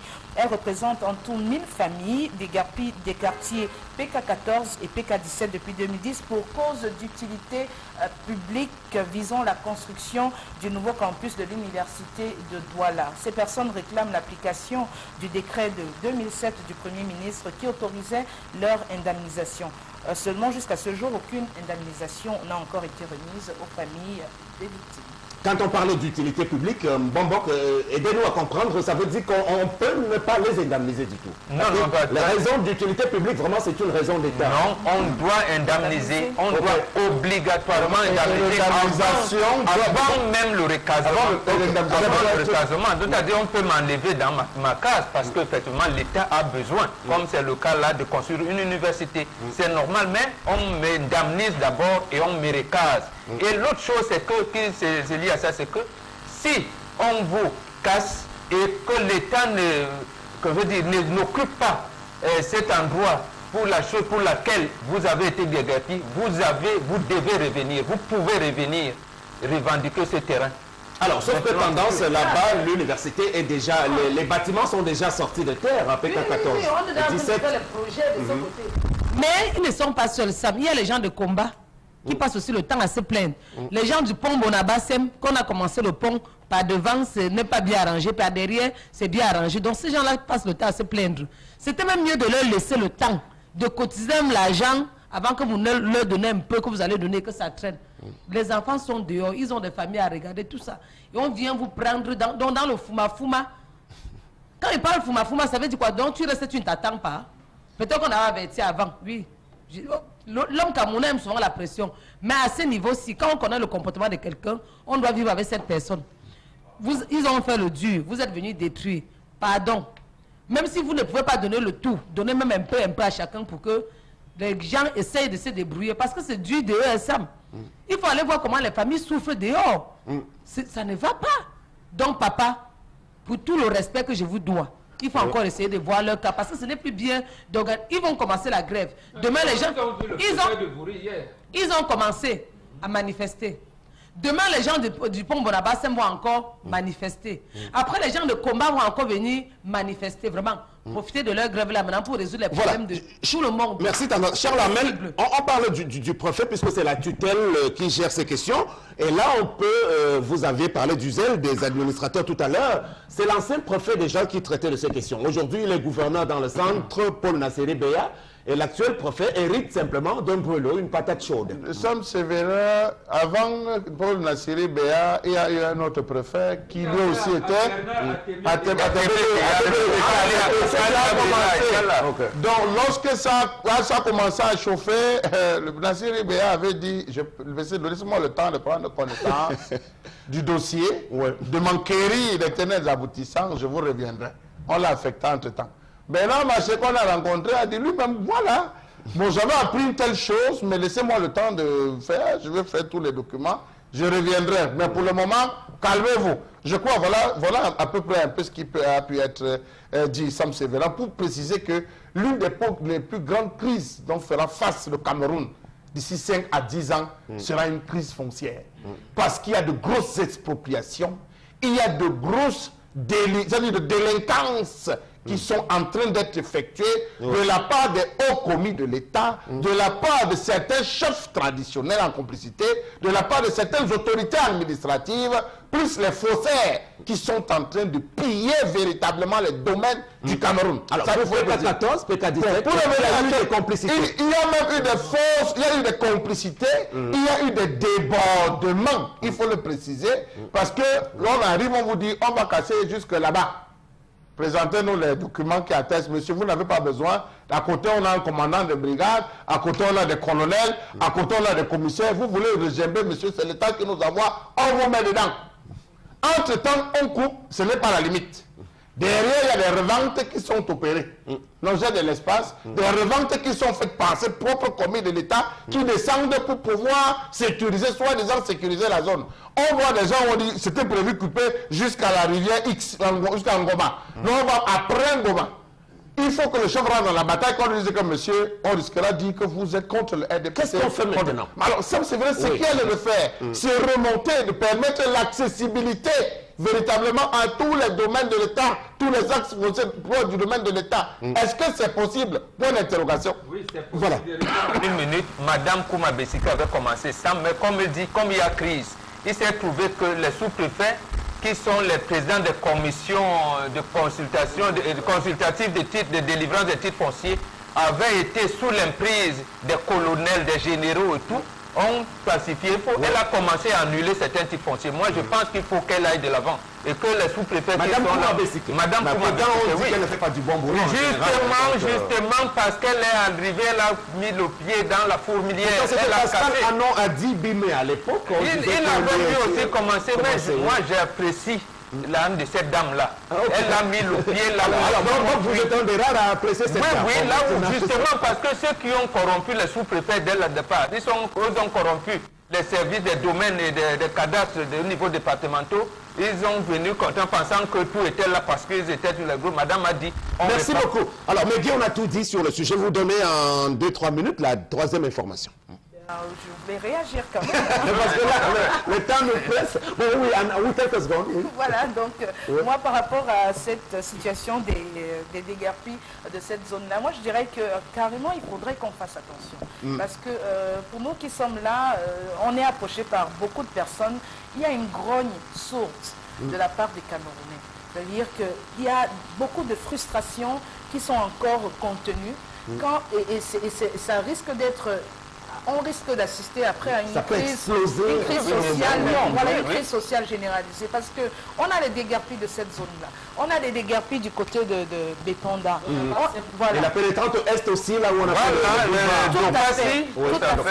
On a des personnes qui ont été, on a eu des messieurs de la régie Fercam, qui se plaignent de ce que depuis que cette société a fermé, ils ne sont pas encore en possession. L'ONCPB, la Sauture, Midévive et tout ça. Et c'est des centaines de milliers de Camerounais qui en ont marre.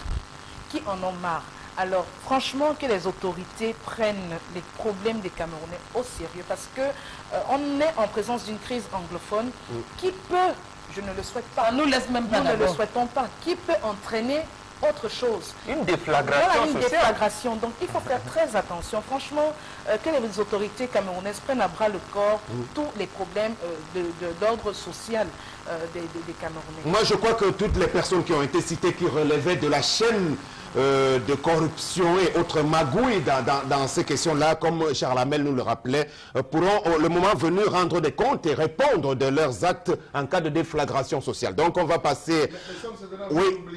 Vous oubliez les déguerpissements silencieux qui sont opérés par des individus qu'on appelle les broyeurs. Parce que fils à papa, parce que fils d'une famille X ou Y, faites un tour à Bonabéry maintenant, du côté de Bodjongo, il y a de grosses expropriations qui sont faites du côté de Bodjongo. Bodjongo là-bas, on est en train d'exproprier une grande famille dont le papa était décédé. C'est là. Une décision de justice. Vous ne savez pas quand a eu lieu. On vous présente un document de justice ou un procureur, alors c'est un marécage. Un procureur de la République dit avoir pris connaissance des lieux, être descendu. Voilà. Et on fera un grand dossier là-dessus, je vous le promets. Alors, là, avec vraiment l'accord de la réalisation, c'est au choix où on passe à interpellation, où on prend la dernière nouvelle parce qu'on est rattrapé. C'était la réalisation décidée. Bon, on passe donc à interpellation. Voilà.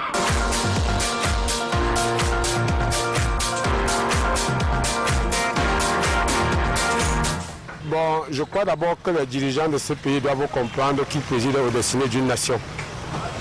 Par conséquent, ils doivent cesser de se servir pour faire des actions concrètes qui vont pour le bien-être de la population. À savoir, le plus simple, c'est d'abord d'organiser les gens au niveau des quartiers de façon à faire une propriété générale environnementalement.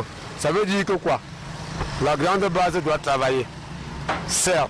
Mais les efforts de la grande base doivent être supervisés par les dirigeants qui doivent faire preuve d'une certaine éthique. L'éthique qui manque aux dirigeants camerounais. Puisqu'aujourd'hui, les gens sont là pour s'enrichir. Quand vous voyez en route les policiers tous les jours aller faire le contrôle, ce n'est pas parce qu'ils ont le souci de garder les biens ou bien de protéger la population. C'est parce qu'ils savent que le contrôle rapporte un peu d'argent. Et c'est ce qui est retranscendé dans tous les autres services. Oui, c'est ce qui est retranscendé dans tous les autres services. Je ne prends que ce cas-là, qui est connu de tout le monde. Donc il va falloir que les dirigeants cultivent la notion d'éthique, qui comprennent qu'ils sont le miroir de la société et qui doivent travailler pour sauvegarder ces miroirs avant de refléter ces miroirs sur la population qui est censée subir les effets positifs de cela.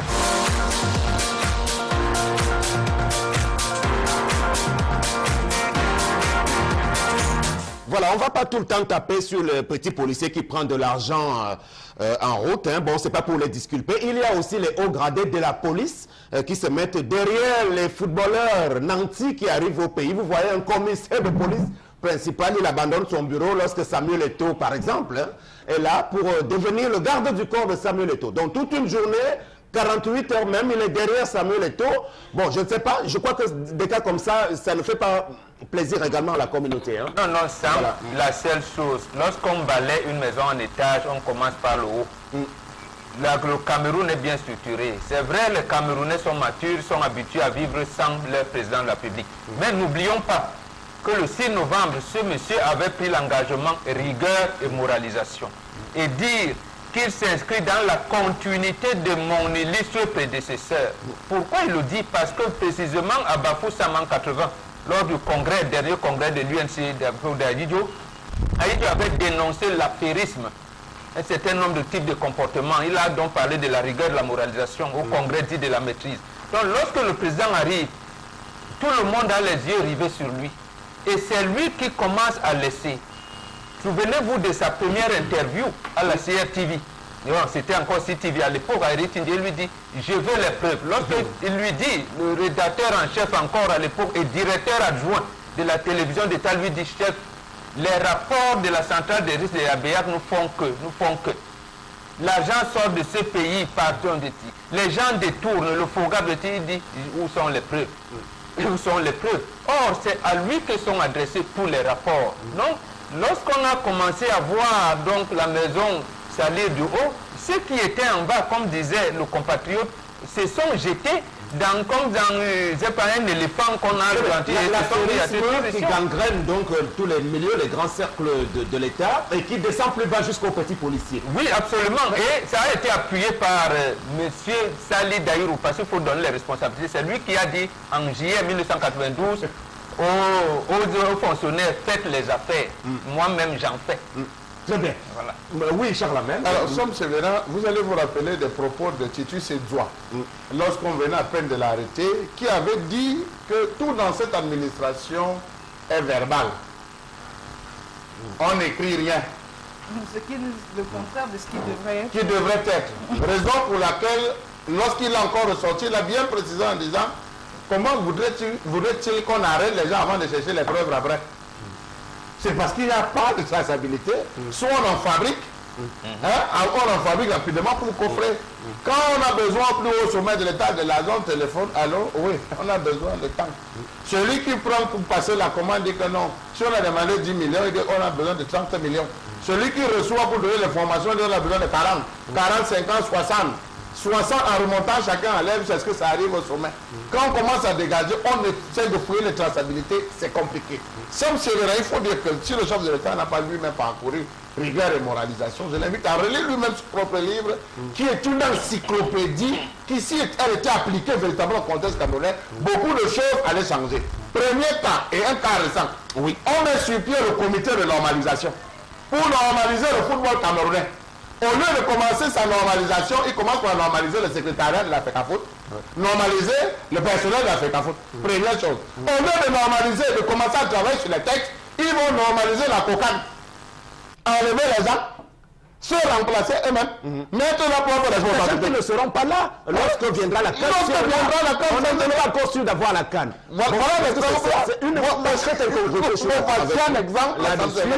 Et je crains que M. Dieudonné Api, en tout cas c'était l'objet même de la critique que je devais faire. En fait, je vais y revenir tout à l'heure parce qu'on est encore en train vraiment là de nous rouler dans la farine. Voilà, donc pour vous démontrer tout simplement que voici un pays où ceux qui sont censés faire leur travail ne font pas leur travail mais se détournent à d'autres tâches qui sont essentielles.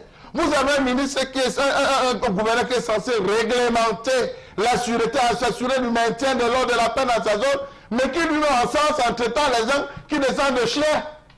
Donc c'est à se demander, Somme Sévérin, à quoi sommes-nous en train de militer? Pour terminer, alors pourtant l'administration camerounaise est réputée être procédurière, beaucoup de bureaucratie aussi, on donne le sentiment qu'on fait bien le boulot. Ah oui, mais c'est juste des mots comme ça, mais sinon procédurière, bon, peut-être, mais extrêmement lente, ce qui pose un réel problème, même il y a un ralentissement même de l'éclosion économique, parce qu'une administration qui est lente, les choses qui peuvent se faire en une semaine traînent et se font finalement en 2 mois. Vous pouvez imaginer les conséquences qui en découlent. Moi, je vais dire encore plus le problème qui subsiste au sein de cette administration-là, et d'ailleurs même de toute la population camerounaise, c'est l'éthique.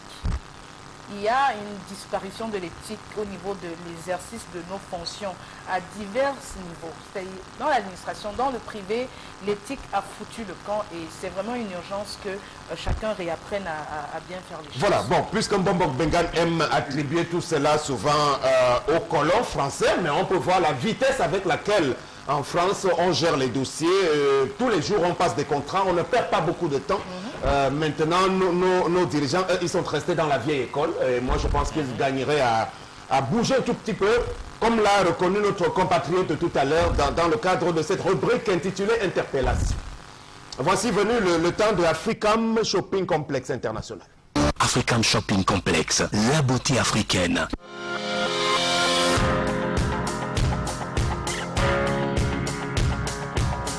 Fauteuil de massage.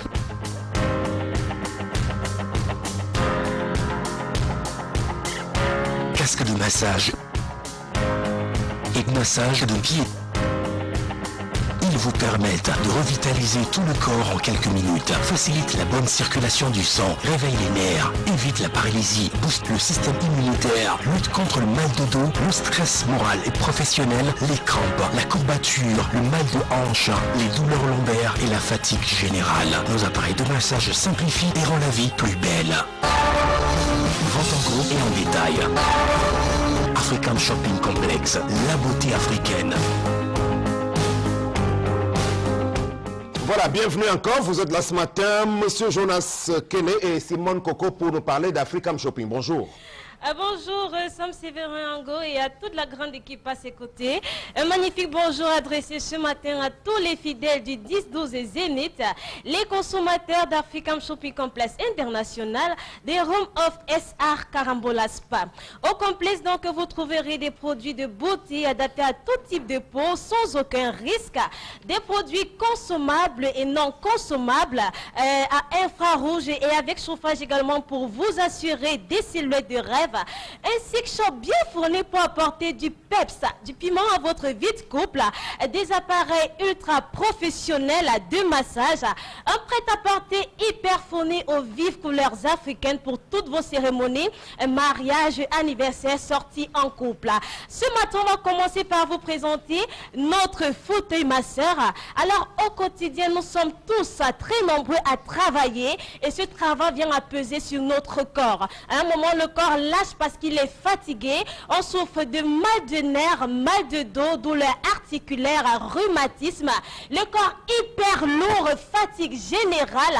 Pour trouver la solution à votre problème, vous avez intérêt à avoir chez vous ou dans vos bureaux ce fauteuil masseur à infrarouge. L'infrarouge permettra donc de soulager votre corps et de le mettre à l'abri de tout mal. C'est une chaise adaptable en ceci que vous pouvez l'insérer dans votre chaise de bureau au travail ou tout simplement dans votre chaise de repos à la maison. Vous souhaitez vous reposer, appelez dès maintenant et commandez notre fauteuil masseur. On va parler également de dégraissage ce matin. Nous sommes nombreux à vouloir perdre du poids. On en a marre des kilos superflus qui nous empoisonnent la vie, qui nous empêchent de nous vêtir convenablement. Alors voici le Apple Cider Vinegar des Moda qui permet justement de brûler toutes les graisses superflues du corps. Peu importe où la graisse elle est localisée, on vous assure que le Apple Cider Vinegar ira la déloger. Il permet également de déconstiper. Franchement, on a du mal à se libérer lorsqu'on est au petit coin, ça ne sort pas. 3 à 4 jours, on commence à être hyper mal à l'aise. Pour vous déconstiper et faciliter votre digestion, vous avez intérêt à consommer notre Apple Cider Vinegar des Moda qui agit également sur le plan intime. Bah oui messieurs, bah oui mesdames, n'hésitez désormais plus, le Apple Cider Vinegar permet de rehausser la vitalité sexuelle de l'homme en le préservant de la prostate et en lui évitant également l'éjaculation précoce. Pour ces hommes qui ont tendance à dire que monsieur va très vite, vous avez intérêt à faire consommer à votre monsieur le APCD vinaigre qui soulage également le mal de poitrine, brûle les boutons.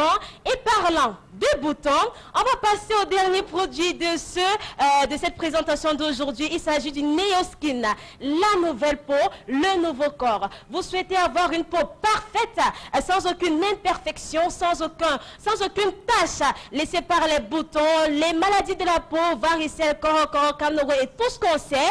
Vous avez intérêt à appliquer cette pommade sur la partie concernée qui viendra non seulement effacer toute trace de tache et permettre également d'éclairer, de faire rayonner votre partie d'entrejambe, parce que oui, surtout les femmes mais aussi les hommes, cette partie a tendance à être hyper sombre. Alors vous souhaitez rehausser l'éclat de cette partie, vous avez intérêt à appliquer cette pommade.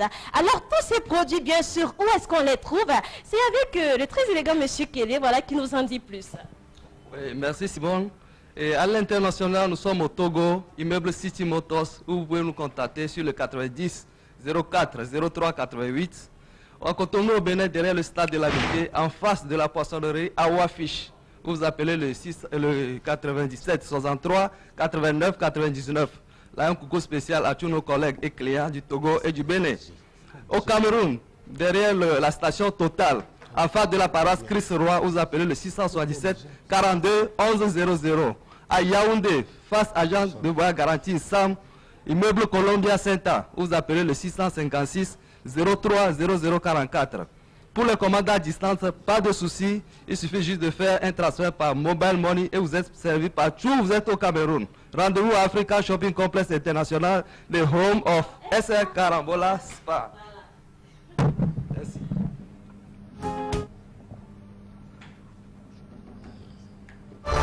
African Shopping Complex, la beauté africaine.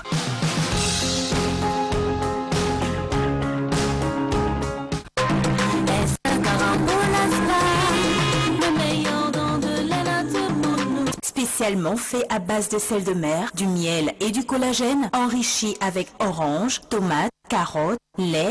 Carambola Spa est vraiment magnifique, je vous assure. Vente en gros et en détail. African Shopping Complex, la beauté africaine. Voilà, merci beaucoup. La suite, on va prendre quelques messages en guise d'intermède avant de passer à notre prochain partenaire. Présent avec vous, Megui, et aller vers la fin de ce programme. Voilà donc, Sam Sévérin, on a John qui nous dit que le pays, le Cameroun, est en pilotage automatique. La mauvaise foi anime nos dirigeants.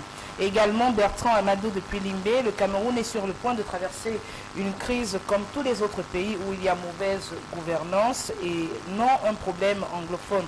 Quand vous parlez de problème anglophone, est-ce que ce sont les francophones qui sont mieux traités? Non, il faut dire qu'en plus de mauvais traitement de tout le monde, les anglophones ont un problème dit anglophone, qui est leur héritage colonial, que nous avons voulu, nous les francophones, absorber, ou je veux dire annexer, sans le savoir, sans gérer tout le contentieux historique que nous avons. Autre message, Megui. Voilà, Yannick, depuis Loum, j'ai trop à dire et vraiment à dire, mais pour résumer en un seul mot, notre beau pays, le Cameroun, souffre dans tous les domaines, ce qui entraîne ce proverbe que les gros poissons mangent les petits poissons, et si on ne fait rien, ça continuera de génération en génération, et c'est donc cela l'émergence 2035.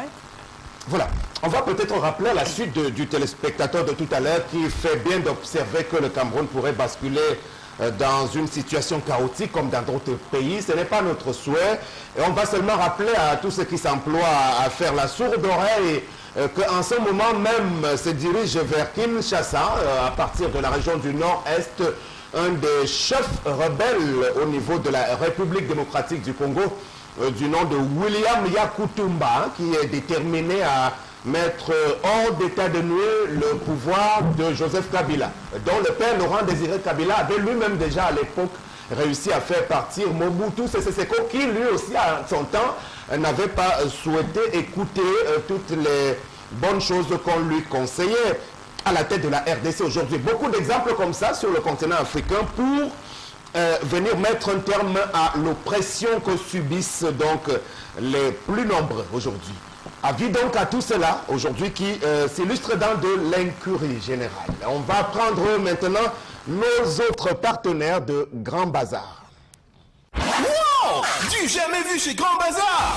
Ne ratez pas l'opération Un citoyen, une moto Lifan avec des motos de marque et de qualité à partir de 399 900 francs CFA. Ce n'est pas tout. En plus de son rapport qualité-prix imbattable, Grand Bazar vous offre des avantages inédits et exceptionnels. Dès l'achat de votre moto Lifan, vous bénéficiez d'office d'un manteau, un chasuble, un parapluie et un gros casque de sécurité.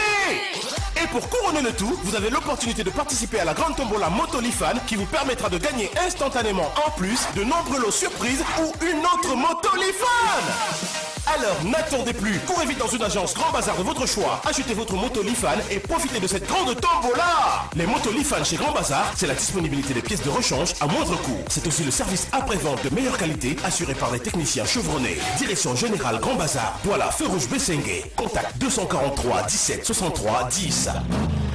Avec les motos Lifan chez Grand Bazar, enjoy Lifan, enjoy life. Voilà nos amis de Grand Bazar qui poursuivent donc leur campagne sur Equinox. Et bienvenue, monsieur Tambo de la communication. Bonjour. Bonjour, bonjour à l'équipe du Zénith 10-12. Vous parlez un peu plus fort, vous entendez. Bonjour également à tous les clients de Grand Bazar et bienvenue ce matin dans notre espace Grand Bazar. Alors, ce matin, nous allons vous parler de l'entretien du tricycle Bazar. Le temps de vie de votre tricycle dépend de son entretien. Dès lors que vous aurez acheté votre tricycle Bazar, exigez qu'on vous remette la fiche d'entretien. La fiche d'entretien du tricycle Bazar qui est disponible juste après l'achat de votre tricycle. Le commercial doit vous remettre cette fiche qui vous permet de suivre l'entretien de votre tricycle à tout moment. Vous deviez savoir à quel moment vidanger votre tricycle. Vous deviez savoir quelle est la période du rodage de votre tricycle. Alors, la vitesse maximale de votre tricycle doit être mentionnée dans votre tête. Vous devez savoir que pendant la période du rodage, vous devez aller à moins de 40 km à l'heure. Cette période du rodage est énumérée sur cette fiche selon le kilométrage. La première vidange doit intervenir à 200 km lorsque vous achetez votre tricycle. La deuxième vidange intervient à 700 km. Et la troisième vidange intervient à 1700 km. Et après 1700 km, nous estimons que votre moteur est déjà suffisamment rodé. À partir de là, vous revenez chez nous pour le resserrage des boulons de votre tricycle. Quand on finit le resserrage des boulons de votre tricycle, vous pouvez maintenant dégager les vitesses comme vous voulez, étant sûr que vous avez pleinement rodé votre tricycle, que votre tricycle a été bien rodé. Maintenant, vous devez vidanger votre tricycle pas avec les lubrifiants souillés. Le seul lubrifiant capable de vidanger les tricycles Bazar, c'est le lubrifiant Mexel LSAE 15W40 qui a une capacité de 7000 km. Donc quand vous vidangez avec le lubrifiant Mexel 15W40, vous pouvez parcourir 7000 km avant de le vidanger. Ce lubrifiant permet donc de nourrir vos pistons et segments, ça remue le vilebrequin et ça jaillit jusqu'au culbuteur pour permettre à votre tricycle de ne pas fumer. Et quand vous ratez les périodes de vidange qu'on venait de citer, vous avez raté le rodage de votre moteur. Et ça risque, vous risquerez de perdre votre moteur. Soyez donc attentifs à ces consignes que nous vous donnons aujourd'hui. Ce qui permet à votre tricycle de ne pas fumer, c'est de l'huile Mexel. Parce que l'huile Mexel a été fabriquée ensemble avec les tricycles Bazar. Vous ne pouvez pas choisir une autre marque de lubrifiant pour vidanger votre tricycle quand vous n'êtes pas sûr que les additifs de ces lubrifiants correspondent à vos segments, à vos pistons, à vos vilebrequins dans le moteur 200. Nous parlons ici du moteur 200 cc et non du moteur de la moto. Merci bien. Ok, on a terminé pour ce matin. Vous avez juste un dernier mot, monsieur Tambo? Oui, j'appelle donc tous les clients à nous retrouver tout à l'heure à 13h au Feu Rouge Bessenguin pour une séance pour la découverte de cette tuile Mexel qui vient d'arriver pour le vidage des tricycles Bazar et les tricycles L'Infant. Voilà, donc cette campagne se poursuit, je dois le rappeler, qui a pour thématique un citoyen, une moto, un tricycle. C'est bien ça, monsieur? Oui, oui. Opération, un Camerounais, un tricycle. Un citoyen, un tricycle. C'est lancé à Grand Bazar. La puissance sur 3 roues, c'est chez nous et nulle part ailleurs. Merci beaucoup et à la prochaine présentation. Merci.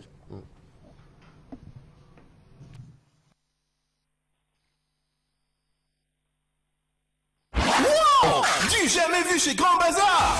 C'est la critique de ce jour pour aller conclure ce programme de le Zénith. Voilà, c'est comme ça que nous sommes intitulés. On va donc le dire à la suite de Charles Armel, au nom de la liberté de critiquer, lorsqu'est intervenue la nomination des membres du nouveau comité de normalisation, on avait beaucoup applaudi. Bon, on n'en est pas encore à leurs premiers signaux d'échec, mais on n'en est pas très éloigné aussi, il faut le dire très sincèrement, de la part de Maître Dieudonné Hapi, puisque lui ne nous donne pas le sentiment, après quelques semaines déjà d'exercice, qu'ils sont allés tout droit dans le cahier de charges. Le cahier de charges est connu. Leurs missions sont d'abord la gestion des affaires courantes de la Fédération camerounaise de football. Les affaires courantes ne retiennent pas dans leur contenu, notamment l'organisation ou alors l'implication dans la prochaine Coupe des Nations qui intervient en 2019. Sachant que leur mandat est très réduit. Et M. Hapi lui-même nous a fait savoir qu'il ne va pas prolonger le mandat. Donc 6 mois, donc on est déjà à 5 mois. Rien n'a été fait au niveau des compositions des corps électoraux dans les régions, au niveau de la révision des textes. Là même où on l'attend, précisément, il a commencé peut-être davantage à faire un toilettage au niveau de la réception du courrier dans son secrétariat. Aujourd'hui, le ministre Bidung Padla a entraîné dans les petites combines des désignations des personnels pour le COCAN de 2019. Sachant que c'est une belle entourloupe. Pour l'instant, disons-le très clairement, le Cameroun n'est pas encore assuré d'abriter cette CAN-là. Et même si on a cette confirmation, c'est la nouvelle fédération de football avec le nouveau président légitimement élu qui sera là pour répondre de ce volet technique vis-à-vis de la Confédération africaine de football. Alors, d'où vient-il qu'aujourd'hui, M. Dieudonné Hapi se soit engouffré en acceptant de désigner les gens et de rentrer lui-même dans une opération dans laquelle il n'est pas concerné? Et là-dessus, on va demander vraiment au ministre des Sports d'arrêter un tout petit peu aussi avec sa série de choses qui ne répondent pas à l'orthodoxie. Pour le moment, la Coupe des Nations, ça relève de tout à fait autre chose parce qu'il n'y a pas que les membres du comité d'organisation, parce qu'il y a beaucoup d'autres choses. On a besoin des stades, de nouvelles routes et des hôtels qui permettront donc à la CAF de nous dire si oui ou non nous avons la possibilité d'abriter cette compétition sous le règne de Ahmad pour la première édition. Mais pour l'instant, la situation sur le terrain ne nous permet pas de penser que le Cameroun est prêt pour 2019. Merci beaucoup, c'était le Zénith de ce jour.